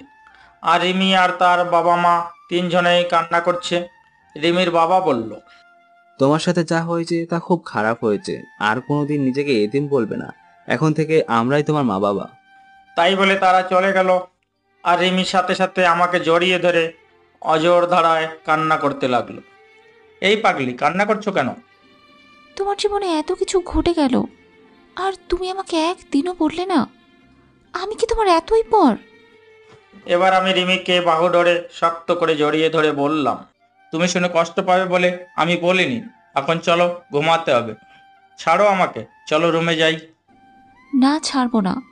আমি তোমাকে সারা দিন জড়িয়ে ধরে রাখবো। কাল থেকে ব্যবসা দেখা বন্ধ। তোমাকে আমি সব সময় জড়িয়ে ধরে রাখবো। আমি পাগলিটার কথা শুনে হাসছি। কত ভালোবাসে পাগলিটা আমাকে। তারপর রিমিকে কোলে তুলে নিয়ে রুমে আসলাম আর শুয়ে পড়লাম। তবে রিমি আমার বুকে মাথা দিয়ে শুয়ে পড়লো। যদি কোনোদিন অনিকা এসে আমার কাছ থেকে তোমাকে নিয়ে যেতে চায়, তুমি তাহলে চলে যাবে? তুমি ভাবলে কিভাবে যার জন্য আমার জীবনের সবকিছু হারিয়েছি তাকে ঘৃণা ছাড়া ভালোবাসা যায় না? আর অনিকার জন্য আমি আমার পাগলিটাকে খুঁজে পেয়েছি। তারপর রিমি আমার বুকে ঘুমিয়ে পড়লো, আর আমি রিমির মাথায় হাত বুলিয়ে দিচ্ছি। তখন মনে পড়লো অনিকা এখানে কি করতে এসেছিল, আর আমার নতুন জায়গা সব জেনে গেল। একমাত্র সেই জানে তার মনে কি আছে। আবার যদি আমার রিমিকে আমার কাছ থেকে ছিনিয়ে নেয়। তখন রাজুর কথা খুব মনে পড়লো। আজ 1 বছর পর রাজুর ফোনে কল দিচ্ছি, রাজু ফোন রিসিভ করলো, আর আমি অঝোর ধারায় কান্না করে দিলাম। আসসালামু আলাইকুম। হ্যালো, কে বলছেন? চুপ করে আছি। কি হলো, কথা বলছেন না কেন? দোস্ত, আমি মেহেদি বলছি, কেমন আছিস তুই? মেহেদি? তুই কোথায় ছিলি দোস্ত এতদিন? তোকে আমরা কত খুঁজেছি। তুই কোথায় এখন? ঠিক আছিস তো? হ্যাঁ দোস্ত, ভালো আছি। আর আমি চাঁদপুর শহরে আছি, আর অনেক ভালো আছি। আর আমাকে খুঁজেছিস মানে কি বলছিস তুই? হুম, তুই চলে যাওয়ার পর তোর মা বাবা সবাই, আনিকা সবাই অনেক খুঁজেছি তোকে, কিন্তু কোথাও পাইনি। তুই চলে যাওয়ার পর তোর মা বাবা তোকে না পেয়ে খুব কান্না করতো, আর সব সময় মেহেদি মেহেদি বলতো। তুই কখন আসবি শুধু তাই চিন্তা করতো। আর কবে আসবি এখানে? আমি তোর মা বাবার সাথে কথা বলি। না দোস্ত, তুই কিচ্ছু বলবি না আমি কোথায় আছি। আর তোর ওপর সেই বিশ্বাস আছে, তুই কারো কাছে বলবি না। আর আমি মনে হয় আর কোনো দিন ওখানে ফিরে যাব না। কেন আসবি না তোর শহরে? আর তোর মা বাবা তো আমাদের ভুল স্বীকার করেছে, আর অনিকা তোকে অনেক ভালো। তুই চুপ কর, ওই অনিকার নাম আমার সামনে বলবি না। তুই ভালোভাবে জানিস আমি অনিকাকে কতটুকু ঘৃণা করি, আর কোনোদিন অনিকাকে মাফ করতে পারবো না। আর মা বাবা তারা তো জানতো তাদের ছেলে এরকম না, তারপরেও আমাকে ভুল বুঝে বাড়ি ছাড়া করলো, তারপর শহর ছাড়া করলো। আমি আর কোনোদিন ফিরে যাব না ওখানে। আমি এখানে বিয়ে করেছি, আমার বউ আমাকে নিজের থেকেও বেশি ভালোবাসে, আর আমিও অনেক ভালোবাসি। আমি রিমিকে ছেড়ে কোথাও যাব না। যখন সবাই আমাকে ভুল বুঝে রাস্তার কুকুরের মতো দূর দূর করে তাড়িয়ে দিয়েছে, তখন এই মেয়েটি আমার পাশে এসে দাঁড়িয়েছে। আমি কখনো রিমিকে ছেড়ে যাব না। তুই বিয়ে করছিস আমাকে একবার জানালি না? ভাবি তোকে অনেক ভালোবাসে, তাই না? খুব ভালোবাসে পাগলি বউ আমার। ও সব সময় আমার পাশে থাকে আর পাগলের মতো জড়িয়ে ধরে থাকে। রিমির দুষ্টমিগুলো আমি খুব ভালোবাসি। আমি রিমিকে ছেড়ে কোথাও যাব না, অনেক ভালোবাসি আমি রিমিকে। তোর অতীতে রিমি বা তার মা বাবা কেউই জানে? সবাই জানে, তবে প্রথমে কাউকে জানাইনি, পরে সব জানাইছি। আর তোর কোনো চিন্তা করা লাগবে না, খুব ভালো আছি আমি। আচ্ছা তাহলে এখন রাখি, পরে কথা বলবো। আচ্ছা, ভালো থাকিস ভাই। এই বলে ফোন কেটে দিয়ে আমি যেই পিছন ঘুরতে বিছানায় আসতে যাব, আর তখনই দেখি রিমি দাঁড়িয়ে আছে আমার পিছনে, আর রিমির 2 চোখ দিয়ে টপ টপ করে পানি পড়ছে। কি ব্যাপার, তুমি এখানে কেন? ঘুমাওনি তুমি? আর কান্না করছো কেন? তুমি জানো না তোমার কান্না আমার একদম সহ্য হয় না। এবার রিমি দৌড়িয়ে এসে আমাকে শক্ত করে জড়িয়ে ধরলো, আর জোরে জোরে কান্না করছে। আমিও শক্ত করে জড়িয়ে ধরলাম আমার পাগলিটাকে। তখন রিমি আমার বুকে মুখ লুকিয়ে বলল, তুমি আমার ছেড়ে কোনোদিনও চলে যাবে না তো? তুমি চলে গেলে আমি সত্যি সত্যি মরে যাব। এই পাগলি, আমি কোনোদিন বলেছি তোমায় ছেড়ে চলে যাব? আর তোমায় ছাড়া মনে হয় আমি খুব ভালোভাবে বাঁচতে পারবো। তোমায় ছেড়ে কোনোদিন কোথাও যাব না। তুমি আমাকে এভাবে সারা জীবন ভালোবাসবে তো? আমার পাগলি বউটা, তোমায় আমি এমনভাবে সারা জীবন ভালোবেসে যাব, এমনকি 50 বছর পর এমনভাবে আমার বউটাকে ভালোবাসবো, বুঝলেন ম্যাডাম? বুঝলাম। এবার জড়িয়ে ধরো। চলো ঘুমাতে যাব, আবার কাল সকালে আমার অফিস আছে। না, যাব না, আমি হেঁটে যেতে পারবো না। এবার রিমিকে কোলে তুলে নিলাম, আর রিমি আমার গলা শক্ত করে জড়িয়ে ধরলো, আর আমার গালে একটা চুমু দিল। তারপর রিমি আমার দিকে এক দৃষ্টিতে তাকিয়ে আছে, আর আমিও রিমির দিকে একইভাবে তাকিয়ে আছি।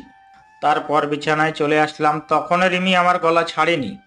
এবার আমি শুয়ে পড়লাম, আর তখন রিমি আমার বুকের ওপর শুয়ে পড়লো আর শক্ত করে জড়িয়ে ধরলো। এই শোনো না, তোমার কাছে একটা জিনিস চাইবো, তুমি দিবে? বল, আমার সব জিনিস তো তোমারই, এতে আবার চাওয়ার কি আছে? আমার না একটা তোমার মতো রাজকুমার চাই, দিবে আমায়? বলে লজ্জায় আমার বুকে মুখ লুকালো। দিতে পারি, কিন্তু তোমার মতো একটা সুন্দর রাজকুমারী দিতে হবে। না, আমি তোমার মতো রাজকুমারী চাই। আচ্ছা ঠিক আছে, কিন্তু রাজকুমার আনতে হলে তো অনেক পরিশ্রম করতে হবে। আর তোমাকেও পরিশ্রম করতে হবে। যা দুষ্টু, আমার বুঝি লজ্জা করে না? আবার আমার বুকে মুখ লুকালো। আমি বুঝি না এত লজ্জা পায় কেন। তারপর লাইট অফ করে দিয়ে এক অজানা সুখে দুই নরনারী ব্যস্ত হয়ে পড়লাম। সকালে ঘুমিয়ে আছি, হঠাৎ করে পানির ছিটকায় ঘুম ভেঙে গেল। চোখ খুলে দেখি রিমি এইমাত্র গোসল করে বের হলো। একটা হলুদ শাড়ি পরেছি আর চুলের পানি মুছছে। বাহ, কি সুন্দর লাগছে। আমি একভাবে তাকিয়ে আছি। রিমি আমার কাছে এসে বলল, কি দেখো এভাবে? তোমাকে দেখে মনে হয় আমার পাগলি বউটা এত সুন্দর, মনে হয় সারাদিন দেখি। অমনি রিমি লজ্জা পেয়ে চলে যেতে লাগলো, আর অমনি রিমির হাত ধরে আমার বুকের উপর ফেললাম। এই কি করছো? ছাড়ো, এখন হবে না। এখন গোসল করে নিচে এসো, আমি নাস্তা দিচ্ছি। তারপর আমি নিচে নাস্তা করে অফিসে চলে আসলাম। অফিসে রিমি সবসময় ফোন দেবে আর বলে কোনো মেয়ের সাথে কথা বলবে না আর ঠিকমতো খেয়ে নেবে। আমি পরে আবার ফোন দেব। এই পাগলিটাকে নিয়ে আর পারি না। অফিস শেষে বাড়ি আসার সময় রিমির জন্য কিছু ফুল, চকলেট আর আইসক্রিম নিলাম। খুব পছন্দ করে রিমি এগুলো। আমি দরজার সামনে কলিং বেল বাজালাম। রিমি দরজা খুলে দিল আর আমার হাতে ফুল, চকলেট, আইসক্রিম দেখে বাচ্চাদের মতো লাফাতে লাফাতে প্যাকেটগুলো আমার হাত থেকে নিয়ে নিল। আমার গালে একটা চুমু খেলো। তারপর দুজনে রুমে চলে আসলাম। আমি ফ্রেশ হতে গেলাম। ফ্রেশ হয়ে এসে দেখি রিমি চকলেট খাচ্ছে। অনেক সুন্দর লাগছে রিমিকে। আমি রিমির পাশে বসলাম। রিমি, তুমি জানো না স্বামীকে রেখে একা একা খাওয়া ঠিক না? তুমি জানো না আমি দুইটা জিনিস কোনো দিন ভাগ দেব না। এক হলো চকলেট আর আইসক্রিম, আর দুই হলো আমার প্রাণের স্বামী। আচ্ছা, ভাগ দিও না, এখন আমাকে দাও, আমি খাবো। না দেব না, সব আমি একলা খাবো। ওকে, তুমি সব খাও, আমি খাবো না। তাই বলে মিথ্যা রাগ দেখিয়ে ব্যালকনিতে চলে আসলাম আর বাইরের দিকে তাকিয়ে থাকলাম। আমি জানি রিমি এক্ষুনি কান্না করে আমাকে জড়িয়ে ধরবে, আর তখনই রিমি আমার পিছন থেকে জড়িয়ে ধরলো। আমি একটু রাগ দেখিয়ে রিমিকে সরিয়ে দিলাম। রিমি এবার কান্না করে দিল, আর রিমি আমার সামনে থেকে জড়িয়ে ধরলো আর কান্না করতেছে। এবার আমি রিমিকে বললাম, এই পাগলি, কান্না করছো কেন তুমি? তুমি জানো না তুমি যদি আমার উপর রাগ করে থাকো তাহলে আমি সহ্য করতে পারি না। আর আমার পাগলিটার চোখের পানি যে সহ্য করতে পারি না। তারপর রিমি পিছন থেকে একটা আইসক্রিম বের করে আমার সামনে ধরলো। আমি খাবো না, আমাকে জোর করে খাইয়ে দিল। তারপর আমি রিমিকে খাইয়ে দিলাম। তারপর বিছানায় শুয়ে পড়লাম আর রিমি আমার বুকে শুয়ে পড়ল। কিছুদিন পরে আমি অফিসে বসে কাজ করছি। তখনই রিমি আমাকে ফোন দিয়ে বলল, তুমি তাড়াতাড়ি বাসায় চলে এসো, যত তাড়াতাড়ি পারো বাসায় এসো। আমার কিছু বলার আগে ফোন কেটে দিল। আমি তো ভয় পেয়ে গেছি, আমার রিমির কিছু হলো না তো আবার। আমি অফিস থেকে বেরিয়ে খুব তাড়াতাড়ি বাসায় চলে আসলাম। এসে কলিং বেল বাজালাম আর সাথে সাথে দরজা খুলে গেল। রিমি দরজা খুলে দিল। আমি তখন রিমিকে বললাম, কি হয়েছে তোমার? ঠিক আছো তো? তোমাকে এমন দেখাচ্ছে কেন? কি হয়েছে তোমার? আমার কিচ্ছু হয়নি, দেখো কারা এসেছে, ড্রয়িং রুমে বসে আছে। আমি আস্তে ড্রয়িং রুমে আসলাম। এসে বিরাট বড় একটা শক খেলাম। মনে হলো পৃথিবীর সব থেমে পড়েছে। খুব অবাক হলাম আমি। ড্রয়িং রুমে আর কেউ নেই। আমার মা, বাবা, অনিকা আর অনিকার বাবা আর ভাই বসে আছে। আমি আস্তে আস্তে তাদের কাছে গেলাম। আমি কি করব কিছু বুঝে উঠতে পারছি না। তখন আমার মা কান্না করতে করতে আমাকে জড়িয়ে ধরলো। আমিও কান্না করে দিলাম। তুই কোথায় ছিলি বাবা? আমাদের কথা তোর একবারও মনে পড়েনি? তোর আমাদের উপর এত অভিমান? আমরা তো তোকে না বুঝে অনেক কষ্ট দিয়েছি, ক্ষমা করে দে বাবা। আর আমাদের সাথে চল তোর নিজের বাড়ি। মা, কি বলছো এসব তুমি? কেন ক্ষমা চাচ্ছ? তোমরা তো আমাকে না বুঝে ভুল বুঝেছো। আর আমি কোথাও যাব না, আমি এখানে ভালো আছি। আর আমি বিয়ে করেছি মা। এই হচ্ছে তোমার বৌমা, যে আমাকে অনেক ভালোবাসে, নিজের জীবনের থেকেও বেশি ভালোবাসে। এবার রিমি মাকে সালাম করলো। বাহ, আমার মেয়েটা যে অনেক সুন্দর। তাই বলে রিমির কপালে একটা চুমু খেয়ে জড়িয়ে ধরলো। এবার আমি অনিকার দিকে তাকালাম। অনিকা মাথা নিচু করে বসে আছে আর ফুপিয়ে কান্না করছে। মেহেদি, আমাকে ক্ষমা করে দে বাবা। তখন মাথা ঠিক ছিল না, আমি তোকে না বুঝে অনেক কষ্ট দিয়েছি। আমার ভুলের জন্য তোর বাড়ি এমনকি শহর ছাড়তে হয়েছে। ছি বাবা, তুমি কেন ক্ষমা চাইছো? আর তোমার তো কোনো দোষ নেই, সব দোষ আমার। আমি যদি কলেজে ওরকম না করতাম তাহলে তোমার সম্মানহানি হতো না, আর আমার শহরও ছাড়তে হতো না। এবার রিমি বাবাকে সালাম করলো আর বাবা রিমির মাথায় হাত বুলিয়ে দিল। এবার অনিকা আসলো আমার কাছে। চেহারা আগের মতো আর নেই, অনেক শুকিয়ে গেছে, চোখের নিচে কালি পড়ে গেছে। মেহেদি, আমাকে মাফ করে দাও। মা, আমি কোনো বিশ্বাসঘাতকের সাথে কথা বলতে চাই না। প্লিজ ওকে আমার সামনে থেকে চলে যেতে বলো, আর আমি এখন ফ্রেশ হব। তাই বলে আমি আমার রুমে চলে আসলাম। আমি বিছানায় বসে আছি, আর তখন অনিকা আমার রুমে আসলো। আর তখনই আমার ভীষণ রাগ হলো। আমি মুখে বিরক্তি ছাপ নিয়ে চলে আসতে যাব, আর তখনই অনিকা আমার হাত ধরে থামিয়ে দিল। আমি অনিকার দিকে ঘুরতে অনিকা আমার পা ধরে ফেললো আর বলতে লাগলো, মেহেদি, আমাকে মাফ করে দাও প্লিজ। আমি সেদিন তোমাকে বাঁচাতে গিয়েই আমি সেদিন সবার সামনে মিথ্যে বলেছি। আমার বাবা আমাকে বলেছিল আমি যদি ওই কথা না বলতাম তাহলে তোমাকে আমার ভাইয়া তোমাকে মেরে ফেলতো। আমি তাই সেদিন মিথ্যে বলেছি। আর তুমি চলে যাওয়ার পর আমি তোমায় অনেক খুঁজেছি, তোমার জন্য প্রতি রাতে কান্না করেছি। তোমার কথা ভেবে আমি ঠিক মতো ঘুমাতে পারিনি। তুমি চলে যাওয়াতে আমি একবার কলেজ যাওয়া বাদ দিয়ে দিয়েছি। সেখানে তুমি নেই, সেখানে আমি গিয়ে কি করে থাকবো বলো? আমি তোমাকে ক্ষমা করতে পারবো না। তোমাকে আমি ঘৃণা করি। তোমার সাথেও কথা বলতে আমার ঘৃণা হচ্ছে। আমি তোমার চেহারাও দেখতে চাই না। আর তুমি কোনোদিন আমার সামনে আসবে না। আমার আর রিমির মধ্যে যেন না দেখি।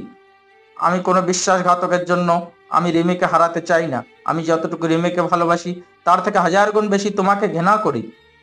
আমি তাই বলে চলে আসতে যাব, তখন দেখি রিমি দরজার কাছে দাঁড়িয়ে সব শুনছে আর ফুপিয়ে কান্না করছে। আমি রিমির কাছে যাওয়া মাত্র রিমি বলল, আমি একটা কথা বলবো, রাখবি আমার কথা? বলো কি কথা? আমি কি কোনোদিন তোমার কথা অমান্য করেছি? অনিকা আপু তোমাকে খুব ভালোবাসে। তুমি অনিকা আপুকে বিয়ে করে নাও, আমি কিচ্ছু মনে করব না। আর আমি দূরে কোথাও হারিয়ে যাব। আমি রিমিকে জোরে একটা চর মারলাম। তুমি ভাবলে কি করে আমি তোমাকে রেখে আমি এই বিশ্বাসঘাতককে বিয়ে করব? আর তুমি কিভাবে এই কথাটা বললে? তুমি জানো না আমি তোমায় কতটা ভালোবাসি। আমায় ছাড়া তুমি থাকতে পারবে? আমার বুকে মাথা না দিয়ে ঘুমালে তোমার ঘুম আসবে? তোমায় ছাড়া আমি কোনোদিন ভালো থাকবো না। তোমায় আমি পাগলের মতো ভালোবাসি। তারপর রিমিও আমাকে শক্ত করে জড়িয়ে ধরলো। আমিও তোমাকে অনেক ভালোবাসি। তোমাকে ছাড়া আমি বাঁচতে পারবো না। তোমাকে ছাড়া আমি ঘুমাতে পারবো না। তোমাকে তোমাকে ছাড়া থাকতে পারবো না। আমাকে ছেড়ে চলে যেও না। তুমি চলে গেলে আমার আর বেঁচে থেকে কি হবে বলো? না পাগলি বউ আমার, তোমায় ছেড়ে কোনোদিনও যাব না। অনিকা সব দেখছিল আমার আর রিমির ভালোবাসা। তারপর অনিকা কান্না করতে করতে বাইরে চলে গেল। তারপর আমি আর রিমি ড্রয়িং রুমে আসলাম। আমি আসার সাথে সাথে অনিকার ভাই আমার দিকে এগিয়ে আসলো। মেহেদি, উপরে কি হলো জানি না, কিন্তু আনিকা কান্না করতে করতে চলে গেল। আগে যা হয়েছে সব ভুলে যাও, আর আমাদের সবাইকে ক্ষমা করে দাও। সেদিন তোমার একটা বন্ধু আছে, তার কথা শুনে আমরা তোমাকে ভুল বুঝেছি। প্লিজ তুমি আনিকাকে মাফ করে দাও আর আমাদের সাথে চলো। আমি কোনোদিন আপনাকে বা আপনাদের কাউকে ক্ষমা করব না। আপনাদের জন্য আমার বাবার সম্মানহানি হয়েছে। আপনাদের জন্য আমি নিজের বাড়ি এমনকি নিজের শহর ছাড়তে হয়েছে। তুমি চলে যাবার পর আনিকা সবসময় কান্না করতো। কলেজ যাওয়া বন্ধ করে দিছে, এমনকি ঠিকমতো খায় না, সবসময় নিজেকে একটা রুমে বন্দি রাখে। প্লিজ, আমি আর কাউকে বিশ্বাস করতে পারবো না। আর এই যে আমার বউ রিমিকে দেখিয়ে বললাম, সে আমাকে অনেক ভালোবাসে। আপনার বোনের মতো বিশ্বাসঘাতকতা না। আমি যখন এই শহরে নতুন এসেছি তখন না ছিল থাকার জায়গা আর না ছিল খাওয়ার মতো টাকা। তখন এই রিমি আমাকে আশ্রয় দিয়েছে, পড়াশোনা করিয়েছে। আমি এখন চাকরি করি আর আমি রিমিকে বিয়ে করি।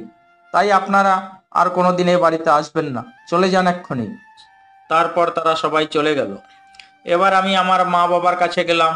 মা বাবা, তোমরা আজ এখানে থাকো। কতদিন তোমাদের সাথে দেখা হয়নি, কতদিন একসঙ্গে খাবার খাইনি। মা বাবা আর জোর করলো না, সবাই একসাথে অনেক গল্প করলাম। মা তো রিমিকে পেয়ে মনে হচ্ছে নিজের হারানো মেয়েকে ফিরে পেয়েছে। তারপর সবাই একসাথে রাতের খাবার খেয়ে মা বাবার বিছানা পেতে দিল অন্য রুমে। তারপর যে যা রুমে গিয়ে শুয়ে পড়লাম। প্রতিদিনের মতো রিমি আমার বুকে মাথা দিয়ে শুয়ে আছে, কিন্তু কোনো কথা বলছে না। চুপচাপ শক্ত করে জড়িয়ে ধরে শুয়ে আছে। আমার কেমন যেন খটকা লাগলো। এই রিমি, তুমি কথা বলছো না কেন? কি হয়েছে তোমার? এবার রিমির দিকে তাকিয়ে দেখি রিমি কান্না করছে। এই পাগলি, কান্না করছো কেন তুমি? কি হয়েছে তোমার? খুব ভয় হচ্ছে আমার। কেন ভয় পাচ্ছ? আমি তো আছি তোমার সাথে। ওরা যদি তোমাকে নিয়ে চলে যায় তাহলে আমি কি নিয়ে বাঁচবো? তখন কি হবে আমার? খুব ভয় হচ্ছে। তোমাকে যদি তারা নিয়ে যায় তাহলে আমি সত্যি বলছি আমি সেদিনই মরে যাব। চুপ পাগলি আমার, এ কথা বলে না। আমি কোথাও যাব না, আর আমি তোমায় ছাড়া আমিও বেঁচে থাকতে পারবো না। তারপর রিমির কপালে একটা ভালোবাসার পরশ রেখে দিলাম। আমি রিমিকে শক্ত করে জড়িয়ে ধরে শুয়ে পড়লাম। আর রিমি আমাকে শক্ত করে জড়িয়ে ধরে শুয়ে পড়ল। হঠাৎ কারো কান্নার শব্দের কারণে ঘুম ভেঙে গেল। আমি তাড়াতাড়ি উঠে দেখি রিমি আমার পাশে বসে কান্না করছে। কি হয়েছে, তুমি আবার কান্না করছো কেন? তুমি আমাকে রাগের মতো ভালোবাসো না, আমাকে আর ভালো লাগে না, তাই না?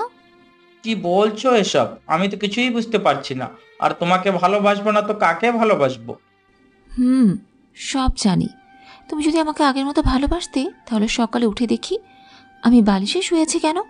এর আগে তো সবসময় আমাকে তোমার বুকে রাখতে, আর আজকে আমাকে তোমার বুকে না রেখে আমাকে বালিশে ঘুমাতে দিলে কেন? আমি এখন পুরান হয়ে গেছি, তাই তো? এই জন্য আর ভালো লাগছে না, তাই না? ওলিলে, আমার বাবুটা বুঝি রাগ করেছে? আমি খেয়াল করিনি তো, আমি ঘুমিয়েছিলাম তাই টের পাইনি। আসো বাবু, আমার বুকে আসো, তোমাকে আর কোনোদিন বালিশে ঘুমাতে দেবো না। তাই বলে আমি আবার আমার পাগলিটাকে বুকে জড়িয়ে নিলাম। আর এমনি আমার বুকে গুটিসুটি মেরে শুয়ে থাকলো।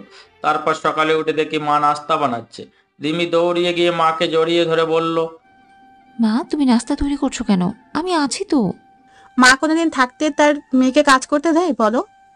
তারপর রিমি আর মা একসাথে নাস্তা তৈরি করলো। আমি নাস্তা শেষে অফিসে চলে গেলাম। অফিসে লাঞ্চ টাইমে বসে আছি, তখন হঠাৎ করে একটা আনকমন নাম্বার থেকে ফোন আসলো। আমি ফোন রিসিভ করেই সালাম দিলাম, কিন্তু সে সালামের উত্তর না দিয়ে বলল, বাবা, তুমি তাড়াতাড়ি বাড়ি আসো, খুব টেনশন হচ্ছে, তাড়াতাড়ি বাড়ি আয়। আমি বুঝতে পারলাম মা ফোন দিয়েছে। আমি তাড়াতাড়ি অফিস থেকে বাড়ি চলে আসলাম। এসে যা দেখলাম তা আমি কখনো প্রস্তুত ছিলাম না। আমি রিমি বলে জোরে একটা চিৎকার দিলাম। আমি বাসায় গিয়ে দেখি রিমি অচেতন হয়ে বিছানায় শুয়ে আছে, আর মা রিমির মাথায় হাত বুলিয়ে দিচ্ছে। আমি তাড়াতাড়ি রিমির পাশে গিয়ে রিমির মাথাটা আমার কোলে তুলে নিলাম। মা, কি হয়েছে রিমির? ও অচেতন হলো কিভাবে? জানিস বাবা, রুম থেকে কিছু পড়ার শব্দ শুনে রুমে এসে দেখি রিমি এভাবে পড়ে আছে, তারপর তোকে ফোন দিলাম। আমি তাড়াতাড়ি ডাক্তার সাহেবকে ফোন দিয়ে আসতে বললাম। মা বাবা নতুন জায়গা, হয়তো কাউকে চিনে না, তাই ডাক্তারকে ফোন দিতে পারেনি। কিছুক্ষণ পর ডাক্তার আসলো। ডাক্তার রিমিকে পরীক্ষা করছে, আর আমি রিমির পাশে হাত ধরে বসে আছি। ডাক্তার একটা ইঞ্জেকশন দিয়ে দিল, আর বাইরে এসে বলল, মেহেদী সাহেব, মিষ্টি খাওয়ান, আপনি বাবা হতে চলেছেন। ডাক্তারের কথা শুনে যে পরিমাণ খুশি হয়েছি তা লিখে বোঝাতে পারবো না। মনে হয় আমার জীবনের সবচেয়ে খুশির খবর এটা। তারপর ডাক্তারকে বিদায় দিয়ে আমি রিমির পাশে গিয়ে বসলাম। কিছুক্ষণ পর রিমির জ্ঞান ফিরল, তখনই মা বাবা রুম থেকে চলে গেল।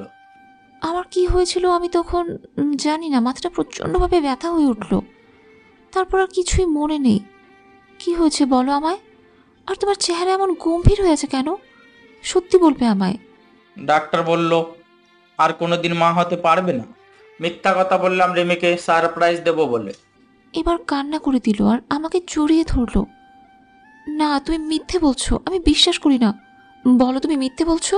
এবার রিমি আমাকে ছাড়িয়ে দিয়ে বলল, আমি আমি তোমাকে কোনোদিনও ভাবা ডাক শোনাতে পারবো না, তাই না?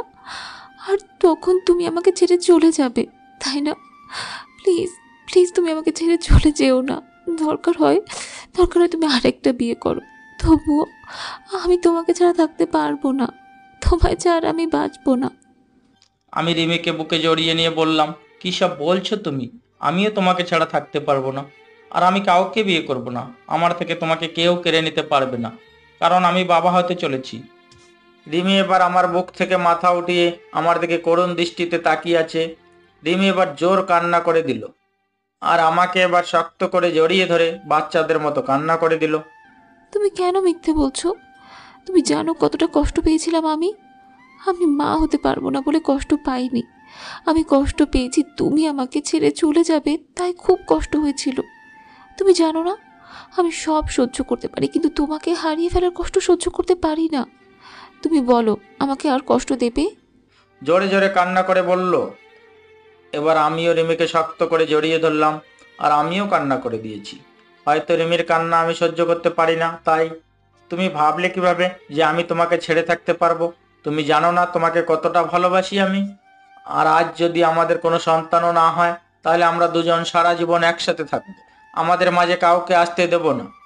এই বলে আমি রিমির কপালে একটা চুমু খেলাম, আর রিমিকে পরম ভালোবাসায় আমার বাহু ডোরে জড়িয়ে নিলাম। এই ছাড়ো, আমি এই মাত্র অফিস থেকে আসলাম, এবার একটু ফ্রেশ হয়ে আসি। না, ছাড়বো না। তোমার বুকে আমি এভাবে সারা জীবন থাকতে চাই। গায়ে সব ধুলোবালি ময়লা লেগে আছে, আমি যাবো আর আসবো, শার্টটা চেঞ্জ করে চলে আসবো। না, তুমি চুপচাপ বসে থাকো, কোথাও যেতে দেবো না তোমায়। তুমি সব সময় অফিসে থাকো, সারা দিন কাছে পাই না, আজ পেয়েছি, আজ তোমাকে ছাড়বো না। কি মেয়ে রে বাবা, তবে খুব ভালো লাগে রিমির ভালোবাসাগুলো। সে যখন আহ্লাদি সুরে ছোট ছোট করে কথা বলে, মনে হয় সারা জীবন তার সাথে কথা বলি আমি। এই আমাদের বাবু হবে, তখন আমাদের বাবুটা কোথায় থাকবে? আমাদের মাঝখানে না তোমার ওপাশে? তুমি বলো কোথায় থাকবে? তুমি আমার বাম পাশে বুকে শুয়ে থাকবে, আর আমাদের বাবুটা আমার ডান পাশে বুকে শুয়ে থাকবে, ঠিক আছে? না, ঠিক নেই, আমি তোমাকে কারো ভাগ দেব না। এই পুরো বুকটা শুধু আমার, আমি কাউকে তোমার বুকে ঘুমাতে দেব না, এমনকি আমাদের সন্তানকেও না। কি মেয়ে রে বাবা, নিজের সন্তানকে হিংসা করে? মনে মনে বলছি, কি বলছো? সে তো আমার সন্তান, আমি তাকে বুকে জড়িয়ে ঘুমাবো না? না, বলছি তো, আমি তোমার ভাগ কাউকে দেব না, আর আমাদের সন্তানকে দোলনায় রেখে দেব, আর না হয় তোমার মা বাবার কাছে রেখে দেব। কি? আমাদের সন্তান মা বাবার কাছে ঘুমাবে কেন? যদি তুমি আমাকে রেখে আমাদের সন্তানকে আদর করো, তাই। তুমি শুধু আমাকে আদর করবে, কথা মনে থাকবে তো? থাকবে, পাগলি একটা। তোমাকে রেখে আমি কাউকে আদর করব না। তারপর আমি রিমিকে সরিয়ে ফ্রেশ হয়ে রাতের খাবার খাচ্ছি, তখন মা বলল, বাবা মেহেদি, তুই এবার আমাদের সাথে চল, তোর নিজের বাড়িতে তুই যাবি। আর রিমির শরীরের অবস্থা খুব একটা ভালো না, তাই বলছি কি আমাদের সাথে চল, আমি বৌমাকে রেখে রাখবো।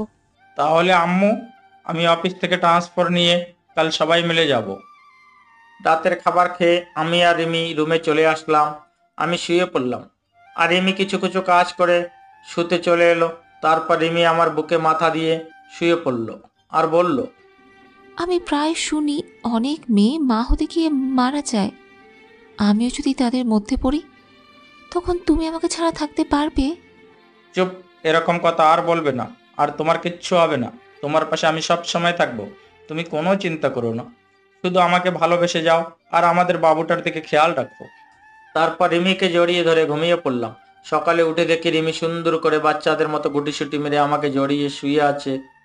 মনে হচ্ছে রিমি তার সবচেয়ে নিরাপদ জায়গা পেয়ে গেছে। আমিও আর রিমিকে ডাকলাম না, ডাকলে রিমির ঘুম ভেঙে যাবে। কিছুক্ষণ পর রিমির ঘুম ভেঙে গেল, আর আমার দিকে তাকিয়ে দেখে আমি তার দিকে তাকিয়ে আছি। তখন রিমি আমার ঠোঁটে একটা চুমু খেলো, আর দুই গালে দুইটা চুমু দিয়ে উঠে পড়লো। আমি ফ্রেশ হয়ে অফিসে চলে গেলাম। ঝিনাইদহে আমার অফিস ট্রান্সফার করে চলে আসলাম। আজ রাতেই চলে যাব এখান থেকে। সবাই যে যার ব্যাগ গুছিয়ে নিয়ে রিমির মা বাবার সাথে দেখা করে চলে আসলাম। আজ দীর্ঘ 4 বছর পর নিজের শহরে যাচ্ছি। সবাই মিলে বাসে উঠলাম। মা বাবা এক সিটে, আমি আর রিমি এক সিটে। রিমিকে জানলার পাশে বসালাম। রিমি আমার হাত জড়িয়ে ধরে বসে আছে। মনে হচ্ছে রিমি ভয় পাচ্ছে, নতুন জায়গা, নতুন লোক, কি হবে সেইটা ভেবে। মনে কিছুটা নার্ভাস ফিল করছে। রিমি, তুমি নতুন জায়গা, নতুন লোকের মাঝে যাচ্ছ, তুমি নার্ভাস ফিল করছো? না, মোটেই না, তুমি সাথে থাকলে আমি সব জায়গায় যেতে রাজি, শুধু তুমি আমার হাতটা শক্ত করে ধরে রেখো। দেখতে দেখতে আমরা ভোরের দিকে বাসায় পৌঁছালাম। তারপর আমি একটু ঘুমিয়ে নিলাম। হঠাৎ করে নিচে চেঁচামেচির শব্দ শুনে নিচে এসে দেখি কিছু প্রতিবেশী রিমিকে ঘিরে রেখেছে। সবাই তার চেহারার তারিফ করছে। আমি মিটমিট করে হাসছি। এরপর আমি নিচে আসলাম। সবাই আমাকে দেখে ভালো মন্দ জিজ্ঞাসা করছে। আমি সবার প্রশ্নের উত্তর দিলাম। কিছুক্ষণ পর মা নাস্তা করতে ডাকলো। আমরা নাস্তা করে রুমে আসলাম। রিমি, চলো গুছিয়ে নাও, আজ আমাদের শহরটা ঘুরে বেড়াবো। অনেকদিন পর আসছি তো তাই, আর তোমারও শহর চেনা হয়ে যাবে। আমরা দুজনে বের হয়ে গেলাম। আমি কাল একটা পাঞ্জাবি পরেছি, আর রিমি কাল একটা শাড়ি পরেছে। যখনই আমরা বের হতে যাব তখনই মা ডাকলো। হাতে দেখি একটা থালা। মা কাছে এসে বলল, আমার ছেলে আর মেয়ের দিকে যেন কারো নজর না পড়ে।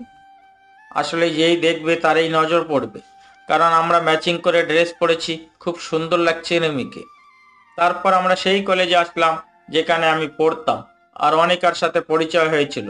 সেই বড় আম গাছটা এখনো সেভাবেই আছে। তারপর আসলাম নদীর পাড়ে, এখানে আমি ঘুরতে আসতাম।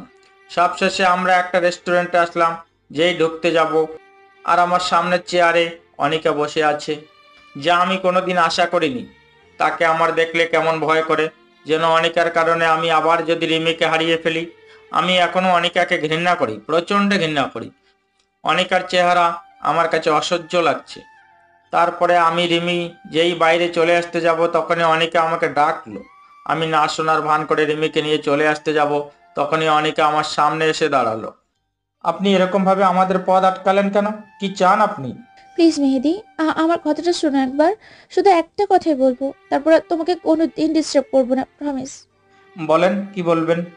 আমি জানি তোমার সাথে আমি কত বড় অন্যায় করেছি। আমার জন্য তুমি অনেক কষ্ট পেয়েছো। আমার জন্য তুমি এত বছর তুমি তোমার আপনজনকে অবহেলা পেয়েছো। আমি জানি তুমি আমাকে অনেক ঘৃণা করো, আমাকে তুমি একদম সহ্য করতে পারো না। কিন্তু আমি যদি সেদিন একটু সাহস দেখাতাম, তাহলে হয়তো রিমির জায়গায় আমি থাকতাম। কিন্তু আমার কপালটাই খারাপ। আমি তোমাকে এখনো আগের মতোই ভালোবাসি। But তুমি চিন্তা করো না, আমি তোমাদের মাঝে দেওয়াল হয়ে দাঁড়াবো না। শুধু আমাকে একটাবার ক্ষমা করে দাও, আমি তোমার ভালোবাসা নিয়ে দূরে সরে যাব, আর কোনোদিন তোমার সামনে আসবো না। এই বলে অনিকা কান্না করতে করতে চলে গেল। আমি আর রিমি ওখান থেকে চলে আসতে যাব, তখনই দেখি রিমির বড় ভাই সেখানে দাঁড়িয়ে আমার দিকে রাগী দৃষ্টিতে তাকিয়ে আছে। মনে হয় আমাকে একা পেলে চিবিয়ে খেয়ে ফেলতো। আমি তাড়াতাড়ি করে ওখান থেকে চলে আসলাম। তারপর বাড়িতে এসে রিমিকে রেখে চলে গেলাম আমার জানে জিগার দোস্ত রাজুর কাছে। আমি রাজুর বাড়ির সামনে দাঁড়িয়ে কলিং বেল বাজালাম। কিছুক্ষণ পর দরজা খুলে দিল। দরজা খুললো রাজুর মা। আন্টি কেমন আছেন? আমাকে চিনতে পারছেন? আমি মেহেদি। এইবার রাজুর মা খুব খুশি হয়ে, বাবা, তুই কতদিন পরে এলি? সেই যে চলে গেলি, আর ফিরে আসলি না। আন্টি রাজু কই? রাজু তার রুমে আছে, যাও দেখা করে আসো। আমি রাজুর রুমে গিয়ে দেখি রাজু চোখ বন্ধ করে হেডফোনে গান শুনছে। আমি আস্তে আস্তে রাজুর কাছে গিয়ে রাজুকে একটা চর মারলাম আস্তে করে। রাজু ভয় পেয়ে তাড়াতাড়ি উঠে পড়লো। আর রাজু সামনে তাকিয়ে দেখে আমি দাঁড়িয়ে আছি। রাজু উঠে দৌড়িয়ে আমাকে জড়িয়ে ধরে বলল, কেমন আছিস দোস্ত? তুই চলে যাবার পর থেকে আমি আড্ডা মারা বন্ধ করে দিয়েছি। তুই না থাকলে কিভাবে মজা হবে বল? এবার থেকে আবার আড্ডা হবে। আমি চলে এসছি না? চল আগে ভাবির সাথে দেখা করে আসি। চল, কিন্তু ভাবিকে পেয়ে যেন আমাকে ভুলে যাস না। শালা। তারপর দুজনে চলে আসলাম আমাদের বাসায়।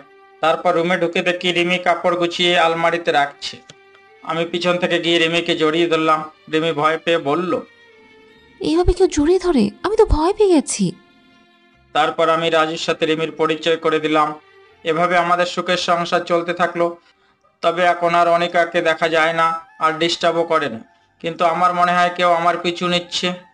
এভাবে আমার আর রিমির সংসার 8 মাস চলে গেল। আজ আমি অফিসে বসে কাজ করছি, তখন আমার বাবা ফোন দিয়ে বলল, রিমিকে হাসপাতালে নেওয়া হয়েছে আর রিমির ডেলিভারি পেন উঠেছে। তাই আমিও সবকিছু ফেলে তাড়াতাড়ি হাসপাতালে চলে আসলাম। এসে দেখি রিমিকে ওটিতে নেওয়া হয়েছে। আমি বাইরে অপেক্ষা করছি, খুব টেনশন হচ্ছে। কিছুক্ষণ পর ডাক্তার বের হয়ে আসলো। আমি সাথে সাথে ডাক্তারের কাছে গেলাম। ডাক্তার, কি হয়েছে আমার রিমির? আপনি কিছু বলছেন না কেন? মেহেদি সাহেব, আপনার মেয়ে হয়েছে আর বাচ্চার মা। সরি। এই বলে ডাক্তার চলে গেল। আমি সাথে সাথে সেখানে চুপ করে বসে পড়লাম। আমার মাথা কিছু কাজ করছিল না। কি করব? আমি কিভাবে থাকবো রিমিকে ছাড়া? তারপর আমি দৌড়িয়ে রিমির কাছে গেলাম। গিয়ে দেখি রিমি চোখ বুজে শুয়ে আছে। আমি রিমিকে জড়িয়ে ধরে কান্না শুরু করে দিলাম। তুমি কথা দিয়েছিলে তুমি আমাকে ছেড়ে কোথাও যাবা না, তাহলে কেন চলে গেলে? আমি কিভাবে বাঁচবো তোমাকে ছাড়া? আমি রিমিকে জড়িয়ে ধরে কান্না করছি। তারপর হঠাৎ করে কেউ আমাকে জড়িয়ে ধরলো আর বলল, তোমাকে ছেড়ে কোথাও যাব না পাগল। এবার চোখ খুলে তাকিয়ে দেখি রিমি আমাকে জড়িয়ে ধরে আছে, আর রিমি আমার দিকে তাকিয়ে মিট মিট করে হাসছে। তারপর আমি রিমিকে শক্ত করে জড়িয়ে ধরে রাখলাম। আর কোনোদিন রিমিকে হারিয়ে যেতে দেব না। তারপর রিমিকে এক ঝটকায় সরিয়ে দিয়ে বললাম, তুমি আমার সাথে এরকম অভিনয় করলে কেন? তুমি আমাকে কষ্ট দিয়ে খুব মজা পাও, তাই না? তুমি একদিন আমার সাথে মজা করেছিলে, মনে আছে? আমিও সেদিন অনেক কান্না করেছিলাম, তাই আজকে আমি প্রতিশোধ নিলাম। এরকম মজা আর কোনোদিন করবে না। তুমি জানো কত কষ্ট পেয়েছি। তারপর আমার রাজকন্যাকে কোলে নিয়ে বললাম, দেখেছো, আমি বলেছিলাম না আমাদের তোমার মতো একটা রাজকন্যা হবে। তারপর আমার রাজকন্যাকে একটা চুমু দিয়ে রিমির কপালে একটা চুমু দিলাম। কিছুদিন পর আমি রিমিকে হাসপাতাল থেকে বাসায় নিয়ে আসলাম। তারপর রাতে ঘুমাতে গিয়ে রিমির পাগলামি দেখে আমি না হেসে পারলাম না। রিমি আমাদের মেয়েকে নিয়ে বাইরে যাচ্ছে। তখন আমি বললাম, এই জিনাত আমাদের মেয়ের নাম। কে, কোথায় নিয়ে যাচ্ছ? কেন, আম্মু আপুর কাছে রেখে আসতে যাচ্ছি। না, তুমি আমার মেয়েকে আমার পাশে রাখো, আমাদের মাঝখানে আমার মেয়ে থাকবে। রিমি এবার রেগে বলল, কি বললে? তোমাকে আমি প্রথমে বলেছিলাম না তোমার আমার মাঝে কেউ থাকবে না, এমনকি আমাদের সন্তানও না। তোমার বুকে মাথা না রাখলে আমার ঘুম আসে না, তুমি জানো না? ওকে, তাহলে তুমি মাঝখানে থাকো আর জিনাতকে তোমার ওই পাশে রাখো। তারপর রিমি আমার পাশে শুয়ে পড়ল আর জিনাত রিমির পাশে শুয়ে পড়ল। তারপর রিমিকে জড়িয়ে ধরে ঘুমিয়ে পড়লাম। সকালে উঠে ঘুম থেকে ফ্রেশ হয়ে নাস্তা করে রিমির কপালে আর আমার ছোট পরিটার কপালে একটা চুমু দিয়ে অফিসে চলে আসলাম। আজ অফিসে কিছু কর্মচারী নিয়োগ হবে। আমি আমার ডেস্কে বসে আছি, তখন আমাদের ম্যানেজার একটা মেয়ের সাথে পরিচয় করিয়ে দিল আর বলল, আজ থেকে তোমার আন্ডারে কাজ করবে। মেয়েটির নাম তনিমা। তনিমা দেখতে বেশ সুন্দরী, তবে আমার রিমির থেকে বেশি না। আমি তনিমার সাথে পরিচয় হয়ে নিয়ে তনিমার কাজ বুঝিয়ে দিয়ে নিজের ডেস্কে এসে বসলাম। আমার ডেস্ক থেকে তনিমার ডেস্ক দেখা যায়। কিছুক্ষণ পর তনিমার দিকে তাকিয়ে দেখি তনিমা আমার দিকে এক দৃষ্টিতে তাকিয়ে আছে। আমি এসবের দিকে মনোযোগ না দিয়ে আমার কাজ করতে থাকলাম। এভাবে আমার রিমির আর আমার ছোট পরিটার সংসার চলতে থাকলো। আজ আমার মেয়ের বয়স 1 বছর। এই 1 বছরে রিমির আর আমাদের মেয়ে জিনাতের পাগলামি দেখে কিভাবে যে সময় চলে গেল। আর এদিকে অফিসে তনিমা এখন আমার দিকে সবসময় তাকিয়ে থাকে। কারণে অকারণে আমার সাথে আমার ডেস্কে আসে, আমার সাথে যেভাবে কথা বলে অন্য কেউ দেখলে বলবে আমরা দুজন কাপল। আজ অফিস থেকে বাড়ি আসতে যাব, তখন তনিমা আমাকে কফি খাওয়ার জন্য বলল। আমিও মানা করতে পারলাম না। সব সময় অফিস বাড়ি করতে করতে আমারও কেমন অধৈর্য হয়ে গেছে, তাই আমিও রাজি হয়ে গেলাম। কফি শপ থেকে তনিমাকে বিদায় দিয়ে আমি বাড়ি চলে আসলাম। Calling bell বাজালাম। কিছুক্ষণ পর আমার মা দরজা খুলে দিল। আমি বেশ অবাক হলাম, কারণ এই পর্যন্ত প্রতিদিন রিমি দরজা খুলে দেয়। মা, তুমি দরজা খুলছো কেন? রিমি কই? রিমি উপরে আছে মানে? শুয়ে আছে, তাই তুমি দরজা খুলে দিলে? আমি উপরে গিয়ে দেখি জিনাত ঘুমিয়ে আছে। বেশ অবাক হলাম, কারণ আমি আসার আগে কোনোদিন রিমি জিনাতকে ঘুমাতে দেয় না। আর রিমিকে কোথাও দেখা যাচ্ছে না। সব জায়গায় খুঁজলাম কিন্তু পেলাম না। এবার আমি ছাদে উঠে দেখি রিমি ছাদের এক কোণায় চুপটি করে দাঁড়িয়ে আছে। আমি রিমিকে ডাক দিলাম। রিমি আমার ডাক শুনে তাড়াতাড়ি করে তার চোখ মুছে নিল। কি ব্যাপার, তুমি এত রাতে ছাদে কেন? তাই বলে রিমিকে আমার দিকে ফেরালাম। দেখি রিমির চোখ লাল হয়ে আছে, মনে হয় কান্না করেছে। রিমি, তোমার চোখ লাল কেন? তুমি কি কান্না করেছো? না, আমার কিচ্ছু হয়নি, চলো নিচে চলো। এই বলে রিমি আগে আগে নিচে নেমে গেল। আমি বেশ অবাক হলাম, কারণ আমি অফিস থেকে বাড়ি আসলে আগে রিমি আমাকে জড়িয়ে ধরে আমার গালে একটা চুমু দেয়। কিন্তু আজ রিমির কি হলো যে সব ভুলে গেছে? রাতে সবাই একসাথে খেয়ে যখন ঘুমাতে যাব, তখন দেখি রিমি ওই পাশ দিয়ে শুয়ে আছে আর জিনাত আমাদের মাঝখানে শুয়ে আছে। আমি রিমির এমন পরিবর্তন দেখে খুব অবাক হলাম। কি হয়েছে রিমি, তুমি আজ ওপাশে শুয়ে পড়লে কেন? না, কিছু হয়নি, এমনি ভালো লাগছে না তাই এদিকে শুয়ে পড়লাম। তাই বলে রিমি অন্যদিকে মুখ করে শুয়ে পড়লো। আমি বেশ অবাক হলাম, কারণ রিমি এই পর্যন্ত যতবারই মন খারাপ হয় ততবারই আমাকে জড়িয়ে ধরে ঘুমাতো। তবে আজ কি হলো রিমির? এই ভেবে আমার সারা রাত ঘুম আসলো না। সকালে ঘুম থেকে উঠে দেখি রিমি পাশে নেই। রিমি এরকম করছে কেন? আমাকে অবহেলা করছে কেন? আমাকে এড়িয়ে চলছে কেন? কি হয়েছে রিমির? তাই বলে আমি ফ্রেশ হতে চলে গেলাম। তারপর নাস্তা করে অফিসে যাব, তখন রিমি আমার কাছে এসে আমাকে জড়িয়ে ধরে চুমু খায়। কিন্তু আজ কেন আসলো না, আমি কিছুই বুঝতে পারছি না। তারপর আমি রিমিকে ডাক দিলাম, কিন্তু কোনো সাড়া শব্দ নেই। তাই আমি কিচেনে গেলাম। গিয়ে দেখি রিমি কান্না করছে। কি হলো, তুমি শুনতে পারছো না? তোমায় কখন থেকে ডাকছি, শুনতে পারছো না? দেখছো না কাজ করছি, তাও এতবার ডাকছো কেন? আমার বুকের মধ্যে কেমন একটা ব্যথা হয়ে উঠলো। রিমি আমার সাথে এমন ভাবে কথা বলছে কেন, বুঝতে পারছি না। তারপর অফিসে চলে আসলাম। আমার কোনো কাজে মন বসছে না। রিমির মাঝে কেন এমন পরিবর্তন হলো, খুব খারাপ লাগছে আমার। তখন দেখি তনিমা আসলো আমার ডেস্কে। কি ব্যাপার মেহেদী সাহেব, এমন মন খারাপ কেন? মুখটা মলিন করে বসে আছেন। না, কিছু হয়নি, এমনি বসে আছি। কিছু বলবেন? না কিছু না, আপনি মুখ কালো করে বসে আছেন তাই জিজ্ঞাসা করলাম। আপনার যেহেতু মন খারাপ, তাই চলেন বিকালে একটু নদীর পাড়ে থেকে ঘুরে আসি, মনটা ভালো হয়ে যাবে। আসলে অনেক দিন কোথাও ঘুরতে যাওয়া হয় না। ওকে, তাহলে অফিস শেষে নদীর পাড়ে ঘুরতে গেলে হবে। এই বলে তনিমা চলে গেল আর আমি আমার কাজে মন দিলাম। আমি দুপুরে লাঞ্চের জন্য অপেক্ষা করছি, কিন্তু রিমি এখনো আমাকে ফোন কেন করলো না? এর আগে যতক্ষণ না আমি লাঞ্চ করব ততক্ষণ রিমি ফোন দিয়েই যাবে। কিন্তু আজ কি হলো রিমির? রিমির এমন পরিবর্তন আমি মেনে নিতে পারছি না। আমি আর দুপুরে লাঞ্চ করলাম না। বিকেলে অফিস শেষ করে ডেস্কে বসে আছি, তখন তনিমা আসলো। আর আমি তনিমার সাথে একটা রিক্সায় করে নদীর পাড়ে এলাম। আমি আর তনিমা পাশাপাশি হাঁটছি, তখন তনিমা পা পিছলিয়ে পড়ে যাচ্ছিল। আমি কোনোভাবে তাকে ধরে ফেলে আর তনিমাও আমার গলা জড়িয়ে ধরে রাখে। তারপর তনিমাকে সরিয়ে আরো কিছুক্ষণ ঘুরে যে যার বাড়ি চলে আসলাম। আমি আমার বাড়ির সামনে দাঁড়িয়ে কলিং বেল বাজালাম, কিন্তু এত দেরি তো কোনোদিন হয় না। কিছুক্ষণ পর আম্মু এসে দরজা খুলে দিল। আমি আবার কালকের মতো অবাক হলাম। আমি আম্মুর সাথে কথা বলে উপরে চলে আসলাম। এসে দেখি আমাদের মেয়ে জিনাত নিচে ঘুমিয়ে আছে, আর রিমি বিছানায় এক কোনায় বসে বসে মাথা নিচু করে কান্না করছে। আমি তাড়াতাড়ি করে জিনাতকে বিছানায় শুয়ে দিলাম, তারপর রিমির কাছে গেলাম। রিমি, তুমি কাঁদছো কেন? আর জিনাত নিচে শুয়ে আছে কেন? জিনাতের তো ঠান্ডা লাগবে। কি হয়েছে তোমার? তুমি এভাবে কান্না করছো কেন? তোমার মধ্যে এত পরিবর্তন কিভাবে আসলো? তুমি আজ লাঞ্চের সময় আমাকে ফোন করনি কেন? দরজা মা খুলে দেয় কেন? কি হয়েছে তোমার, বলবে তো আমায়? পরিবর্তন আমার না, তোর হয়েছে। আমাকে এখন ভালো লাগে না বললেই হতো। কেন আমার জীবনে খেলা করছিস? হ্যাঁ, কি দোষ করেছি আমি যে আমার সাথে তুই এমন করবি? তোকে তো আমি নিজের জীবনের চাইতেও বেশি ভালোবাসি, তাহলে কেন তুই অন্য মেয়ের সাথে লুতুপুতু করিস? তোর কাছে তো আমি কিচ্ছু চাইনি, শুধু এটুকু ভালোবাসা চেয়েছি। আর তুই কিনা নিজের ঘরে বউ রেখে অন্য মেয়ের সাথে লুতুপুতু করিস। তুই এরকম লুচ্চা ছেলে আমি আমি জানলে কোনোদিনও তোকে বিয়ে করতাম না। আমি এবার রিমিকে জোরে একটা চর মারলাম, কারণ রিমি যা বলছে আমি সহ্য করতে পারব, কিন্তু লুচ্চা বলেছে তাই আর নিজের রাগটাকে কন্ট্রোল করতে পারিনি, তাই একটা চর মেরেছি। দেখো রিমি, একদম আবল তাবল কথা বলবে না। আর তুমি কি বললে? আমি অন্য মেয়ের সাথে লুতুপুতু করছি, তাই না? তুমি ভাবলে কিভাবে আমি অন্য মেয়ের সাথে লুচ্চামি করছি? অন্তত তোমার মুখ থেকে আমি একথা আশা করিনি। তোমার কোথাও ভুল হচ্ছে রিমি, আমি তোমাকে ছাড়া কোনো মেয়েকে ভাবতে পারি না। আর তুমি বলছো আমাকে আর ভালো না লাগলে ছেড়ে দাও। আমি একদম আবল তাবল কথা বলছি না, আমি যা বলছি সব সত্য কথা। এখন উচিত কথা বলছি তো, তাই গায়ে লাগছে, তাই না?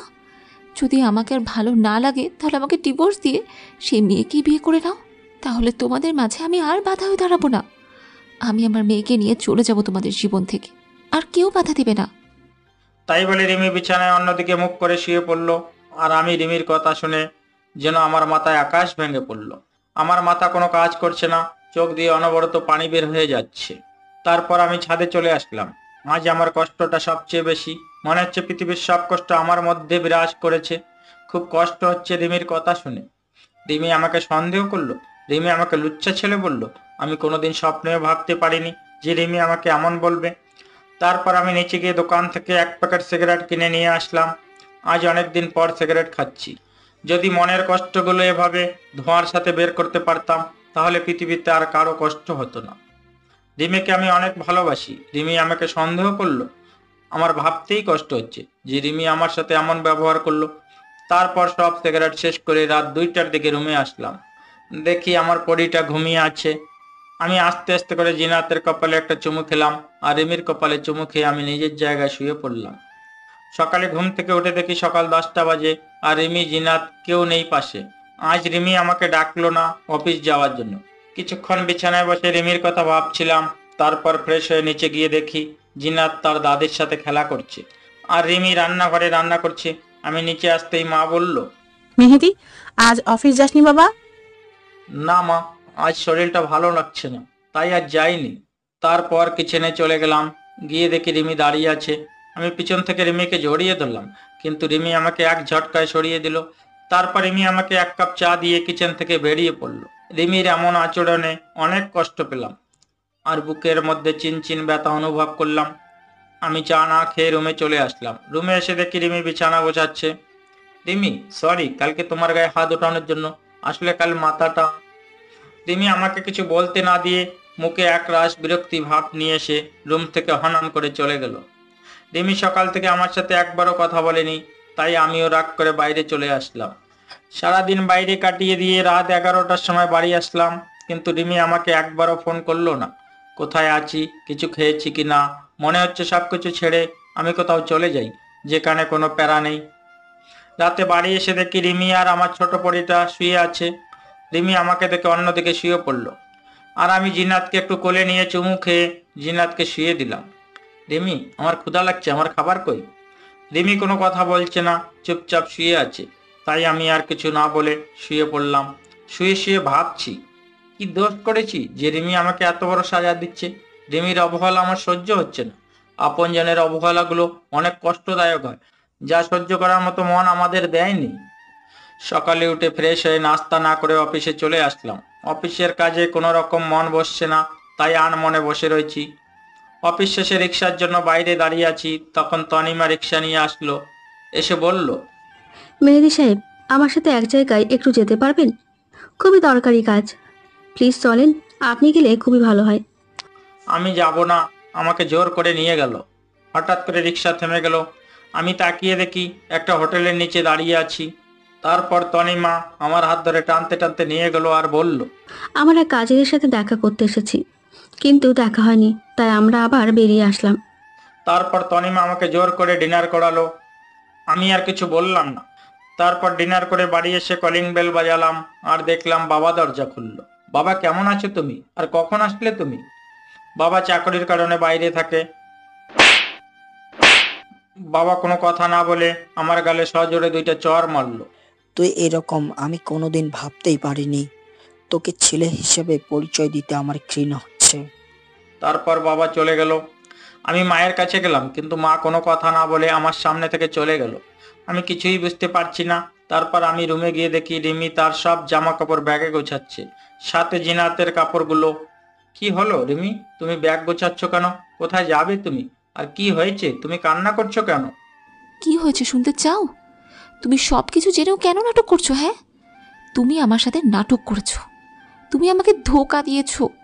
তোমার মতো একটা ধোকাবাজ ছেলের সাথে আমি আর থাকতে চাই না। আমি আজই চলে যাচ্ছি। তুমি আমাকে একবার বলতে পারতে আমাকে তোমার পছন্দ না, আমি হাসি মুখে চলে যেতাম তোমার জীবন থেকে। শুধু শুধু এত নাটক করার কি দরকার ছিল? তুমি তাকে নিয়ে একসাথে রিকশায় উঠেছো, নদীর পাড়ে ঘুরতে গিয়েছো, তাকে জড়িয়ে ধরেছো, তার সাথে হোটেলে গিয়েছো। ছি ছি ছি মেহেদি, অন্তত তোমার দ্বারা আমি এইসব কাজ আশা করিনি। কি বলছো সব? আমি কেন অন্য মেয়ের সাথে হোটেলে যাব, নদীর পাড়ে যাব? আর কাকে জড়িয়ে ধরেছি? আমি তো কিছুই বুঝতে পারছি না। আমি জানি তুমি এরকম কথা বলবে। তুমি এখনো আমার সাথে নাটক করছো। তাহলে এগুলো কি? হ্যাঁ, বলো বলো, এগুলো সব নাটক? এই বলে রিমি আমার সামনে কিছু ছবি ছুড়ে দিল। আমি ছবিগুলো দেখে নিজের চোখকে বিশ্বাস করতে পারছি না। আমার চোখ কপালে উঠে গেছে, আমার মাথা কাজ করা বন্ধ করে দিয়েছে। রিমি যেই ছবিগুলো আমার সামনে রাখলো সেগুলো সব আমার আর তনিমার পিক ছিল। আমি আর তনিমা একসাথে রিক্সায় বসে আছি। তারপর আমি তনিমাকে জড়িয়ে ধরে আছি। আমি আর তনিমা একটা হোটেলে একটা রুমে উলঙ্গ অবস্থায় দাঁড়িয়ে আছি। আমার মাথা কেমন চক্কর দিয়ে উঠলো। আমি তনিমার সাথে ঘুরে বেরিয়েছি, সেগুলো কেউ ছবি তুলে রিমির কাছে দিয়েছে, আর রিমি সেগুলো দেখে ভুল বুঝলো আর হোটেলের পিকটা এটা এডিট করা। কারণ আপনারা তো জানেন। রিমি, তুমি এগুলো দেখে তুমি আমাকে সন্দেহ করছো? তনিমা আমার অফিসের কলিগ, তার সাথে একটু ঘুরতে গিয়েছিলাম, আর এই ছবিটা সম্পূর্ণভাবে এডিট করা। কারণ আমি আর তনিমা তার এক কাজিনের সাথে দেখা করতে গিয়েছিলাম, আর কেউ চুপি চুপি ছবি তুলে এডিট করেছে। তুমি বিশ্বাস করো রিমি, তনিমা আমার কলিগ আর ফ্রেন্ড, তার বেশি আর কিছু না। কেউ প্ল্যান করে আমাদের সংসারটা নষ্ট করতে চেয়েছে। এত কিছু হওয়ার পরও তুমি আমাকে বিশ্বাস করতে বলছো? রিকশায় চড়া, জড়িয়ে ধরা, তাহলে এসব কি এডিট করা? বলো রিমি, তুমি বিশ্বাস করো, আমার আর তনিমার মধ্যে সেরকম কিছুই নেই। তুমি বোঝার চেষ্টা করো রিমি, আমি শুধু তোমাকেই ভালোবাসি। তোমার জায়গায় আমি অন্য কাউকে দেব তুমি ভাবলে কিভাবে? আমি অত কিছু শুনতে চাই না। আমি তোমার কাছে আর থাকবো না। তুমি একটা বিশ্বাসঘাতক। তোমাকে বিশ্বাস করে ভুল করেছি আমি। তোমাকে আমি কি দেইনি? তোমাকে নিজের জীবনের চাইতে আমি বেশি ভালোবাসতাম। আমি তো তোমার কাছ থেকে বেশি কিছু চাইনি, শুধু একটু ভালোবাসা চেয়েছি, আর ঘুমানোর জন্য তোমার বিশ্বস্ত বুকটাই চেয়েছিলাম। কেন করলে তুমি এমনটা? আমি মনে হয় তোমাকে তোমার মতো ভালোবাসতে পারিনি। এই মেয়ে মনে হয় তোমাকে খুব ভালোবাসে, তাই না? তবে তুমি চিন্তা করো না, তোমার আর তনিমার মধ্যে আমি বাধা হব না। পারলে আমাকে ক্ষমা করে দিও। তোমাকে নিজের করে রাখতে পারলাম না। তাই বলে রিমি ব্যাগ আর জিনাতকে নিয়ে চলে গেল। আমি রিমিকে কয়েকবার ডাকলাম, কিন্তু রিমি শুনলো না, সোজা রুম থেকে চলে গেল। রিমির কথা শুনে চোখ দিয়ে টপ টপ করে পানি পড়ছে। তুমি আমার কথা বিশ্বাস করলে না রিমি? তোমার দেখাটাই তুমি সত্য মনে করে নিলে? এর পিছনে আসল ঘটনাটা তুমি না জেনেই আমাকে ছেড়ে চলে গেলে? তুমি আমাকে বিশ্বাস করতে পারোনি?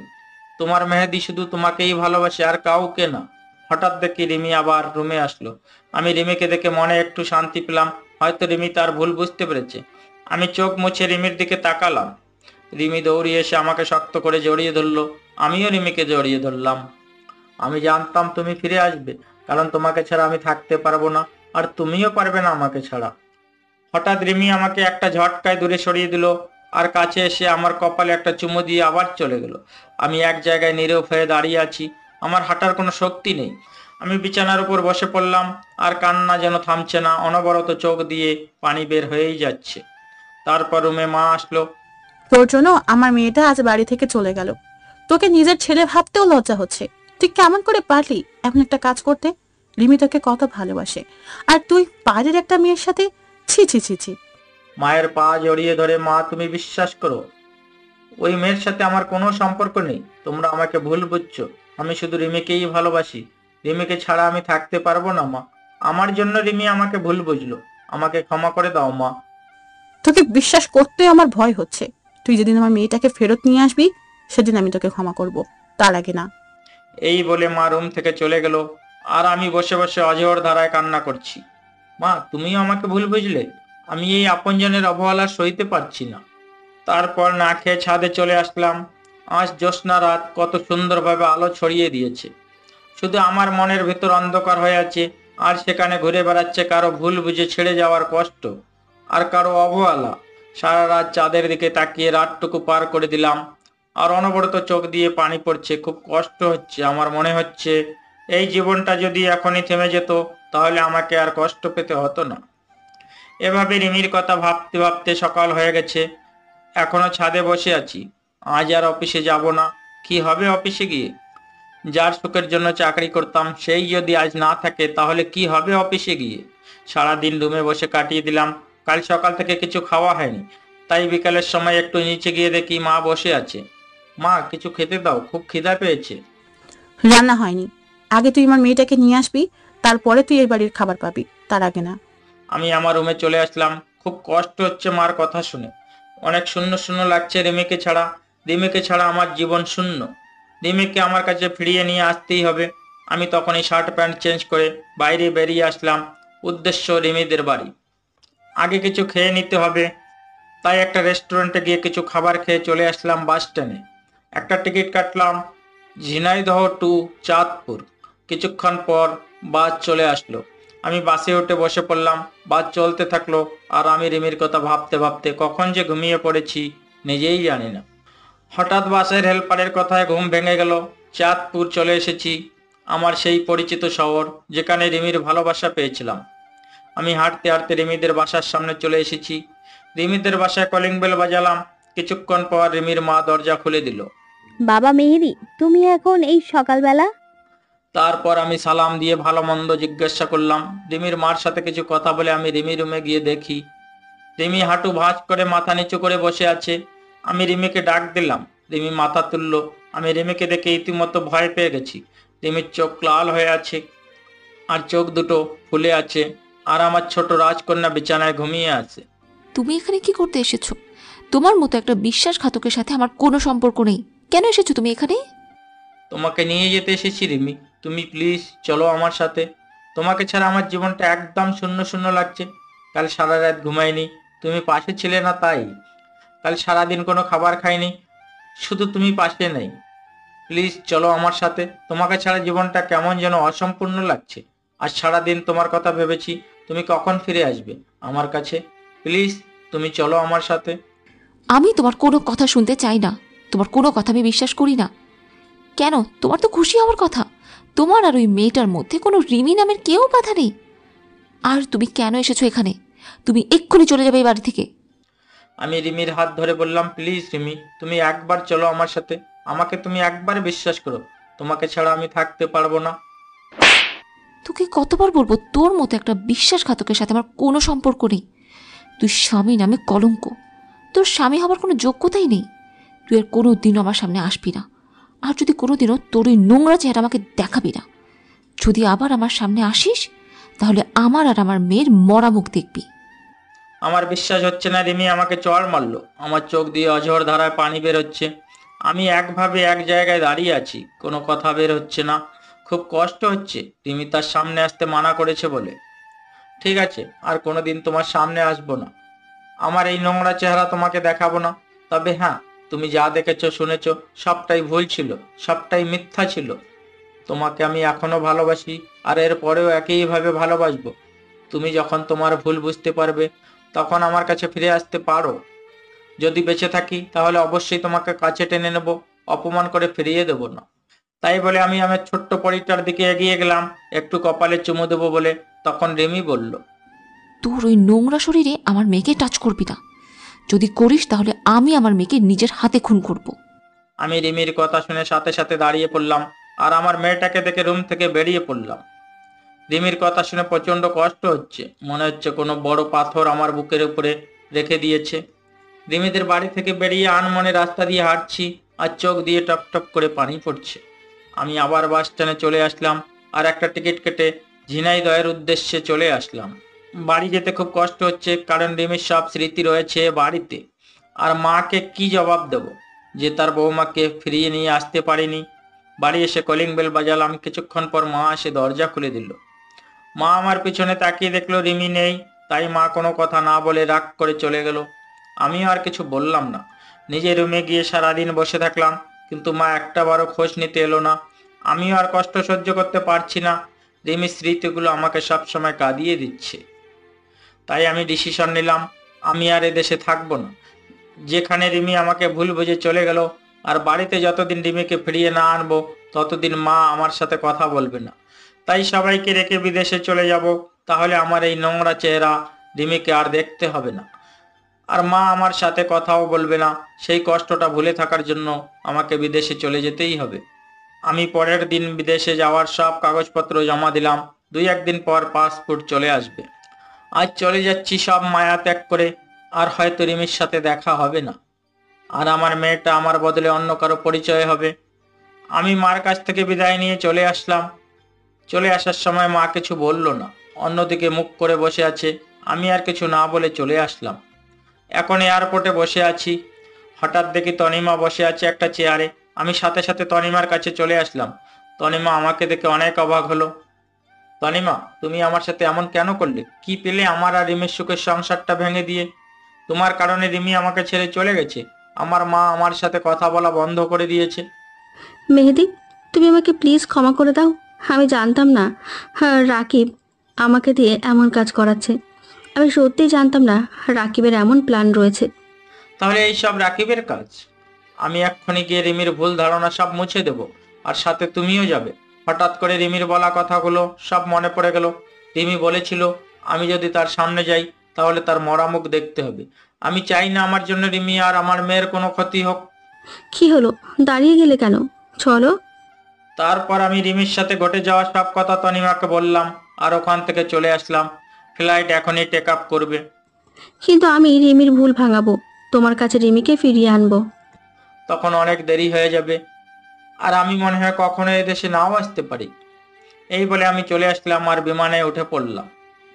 আমি ফ্লাইটে উঠে রিমির কথা ভাবছি যে রিমি আমাকে কেমন করে ভুল বুঝতে পারলো। সে তো বলেছিল যে আমাকে ছাড়া কোনোদিন সে থাকতে পারবে না, তাহলে কেন আমাকে ছাড়া সে রয়েছে?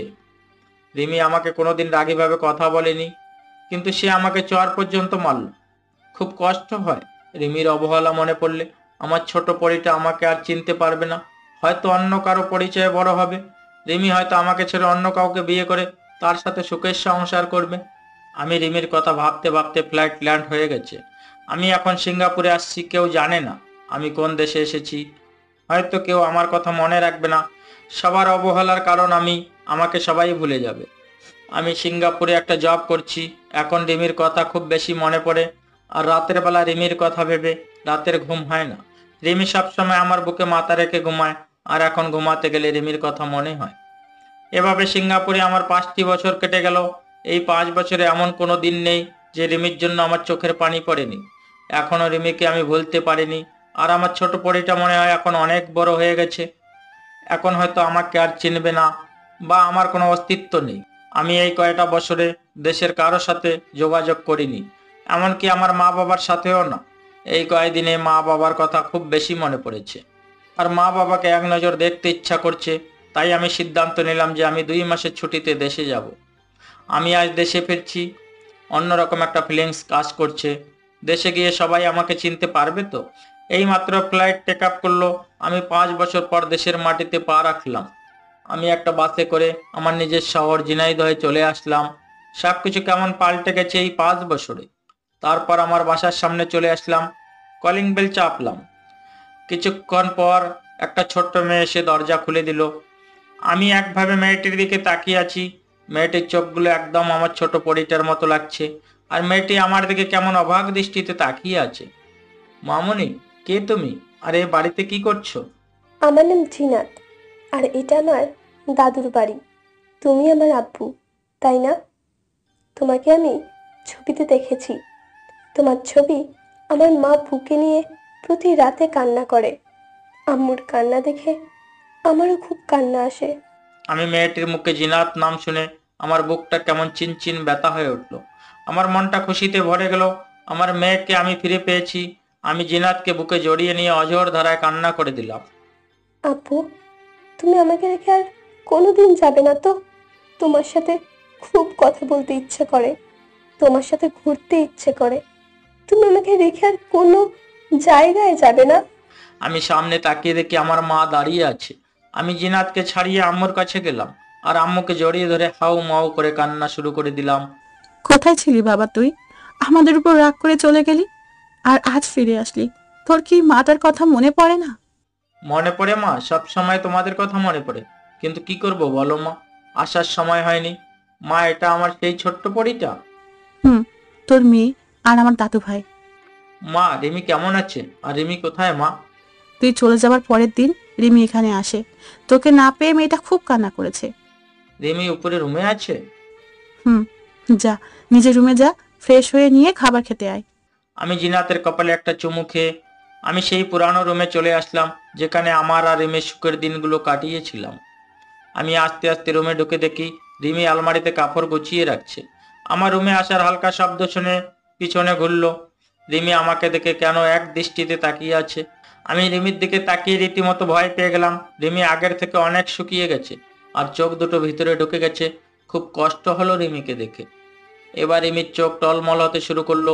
রিমির চোখ দিয়ে অঝোর ধারায় পানি পড়তে লাগলো। আমি রিমিকে দেখে আবার রুম থেকে বাইরে চলে আসতে যাব, তখন রিমি দৌড়িয়ে এসে আমার পা দুটো জড়িয়ে ধরে কান্না করতে লাগলো। মেহেদি, তুমি আমাকে মাফ করো। আমি তোমাকে ভুল বুঝে তোমাকে অনেক কষ্ট দিয়েছি। তোমাকে ছাড়া আমার প্রতিটা রাত নির্ঘুম কেটেছে। তোমার বুকে মাথা না দিলে আমার ঘুম হতো না, তাই প্রতিটা রাত আমার চোখের পানি দিয়ে বালিশ ভিজাতাম। আমি রিমিকে তুলে বললাম, তুমি তো বলেছিলে কোনোদিন যেন তোমার সামনে না আসি। আমি তো একটা বিশ্বাসঘাতক, আমার চেহারাটা নোংরা, আর তুমি আমার মতো একটা নোংরা ছেলের পা ধরছো। আমি তো নোংরা, আমার পা ধরলে তোমার শরীরও নোংরা হয়ে যাবে, তাই আমাকে ছেড়ে দাও। রিমি এবার কোনো কথা বলছে না, চুপ করে মাথা নিচু করে দাঁড়িয়ে আছে, আর চোখ দিয়ে টপ টপ করে পানি পড়তে থাকলো। আমি ব্যাগটা রেখে ফ্রেশ হতে চলে গেলাম। আমি ফ্রেশ হয়ে এসে দেখি রিমি সেই একই জায়গায় মাথা নিচু করে দাঁড়িয়ে আছে। আমি কোনো কথা না বলে নিচে চলে আসলাম খাবার খেতে। আমি, মা আর জিনাত খেতে বসলাম। জিনাতকে আমার পাশে বসিয়ে দিলাম। আমি খাচ্ছি আর জিনাতকে খাইয়ে দিচ্ছি। রিমি আসলো আর আমি খাবার টেবিল থেকে উঠে পড়লাম। তারপর আমি রুমে এসে শুয়ে আছি, তখন জিনাত আসলো। জিনাত আমার পাশে শুয়ে পড়লো আমাকে জড়িয়ে ধরে। কিছুক্ষণ পরে রিমি এসে আমার পাশে শুতে গেল, আর আমি তখনই সরে গিয়ে জিনাতকে মাঝখানে রাখলাম। রিমি আমার দিকে কেমন মলিন দৃষ্টিতে তাকিয়ে রইল, মনে হচ্ছে এখনই চোখ দিয়ে টপ টপ করে পানি পড়বে। তারপর আমরা ঘুমিয়ে পড়লাম। সকালে উঠে দেখি রিমি বিছানায় নেই। আমি ফ্রেশ হয়ে নাস্তা করে বাইরে বের হলাম, উদ্দেশ্য রাজুর বাড়ি। আমি রাজুর বাসায় গিয়ে রাজুর সাথে দেখা করলাম। রাজু আবার বিয়ে করেছে। আমরা সারাদিন আড্ডা দিয়ে আমি বাড়ি চলে আসলাম। বাড়ি আসার সাথে সাথে আমার ছোট পরীটা আমাকে জড়িয়ে ধরলো। আমি রিমির সাথে একটা কথাও বলিনি। অবশ্য কয়েকবার রিমি আমার সাথে কথা বলার চেষ্টা করেছে, আমি এড়িয়ে গেছি। রাতে ঘুমানোর আগে একটু ছাদে আসলাম। কিছুক্ষণ পর রিমি আসলো আর আমাকে পিছন থেকে জড়িয়ে ধরলো। আমি ছাড়িয়ে নেওয়ার সাথে আবার সামনে থেকে জড়িয়ে ধরলো। প্লিজ তুমি আমাকে মাফ করে দাও। তোমাকে ছাড়া আমার খুব কষ্ট হয়। কাল তুমি যখন আমার পাশে না ঘুমিয়ে অন্য পাশে ঘুমালে, তখন মনে হলো আমার জীবনটা কেউ ছিনিয়ে নিয়েছে। প্লিজ আমাকে ক্ষমা করে দাও। রিমি আমাকে শক্ত করে জড়িয়ে ধরে কান্না করে দিয়ে বলল। আমিও আর নিজেকে শক্ত করে রাখতে পারলাম না, আমিও রিমিকে জড়িয়ে ধরলাম। রিমি এবার হাউ মাউ করে কান্না শুরু করে দিল। আমিও তো তোমাকে অনেক ভালোবাসি, তোমাকে বোঝানোর জন্য তোমার সাথে এমন নাটক করলাম। তোমাকে কষ্ট দিয়ে আমিও খুব কষ্ট পেয়েছি। তোমার চোখের পানি যে আমার সহ্য হয় না।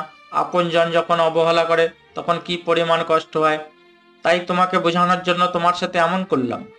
তারপর রিমির কপালে একটা চুমু দিয়ে নিচে আসতে যাব, তখন রিমি বলল, আমাকে কোলে করে নিয়ে যেতে হবে। আমি কিছু না বলে রিমিকে কোলে তুলে নিলাম, আর রিমি আমার গলা জড়িয়ে ধরে রাখলো।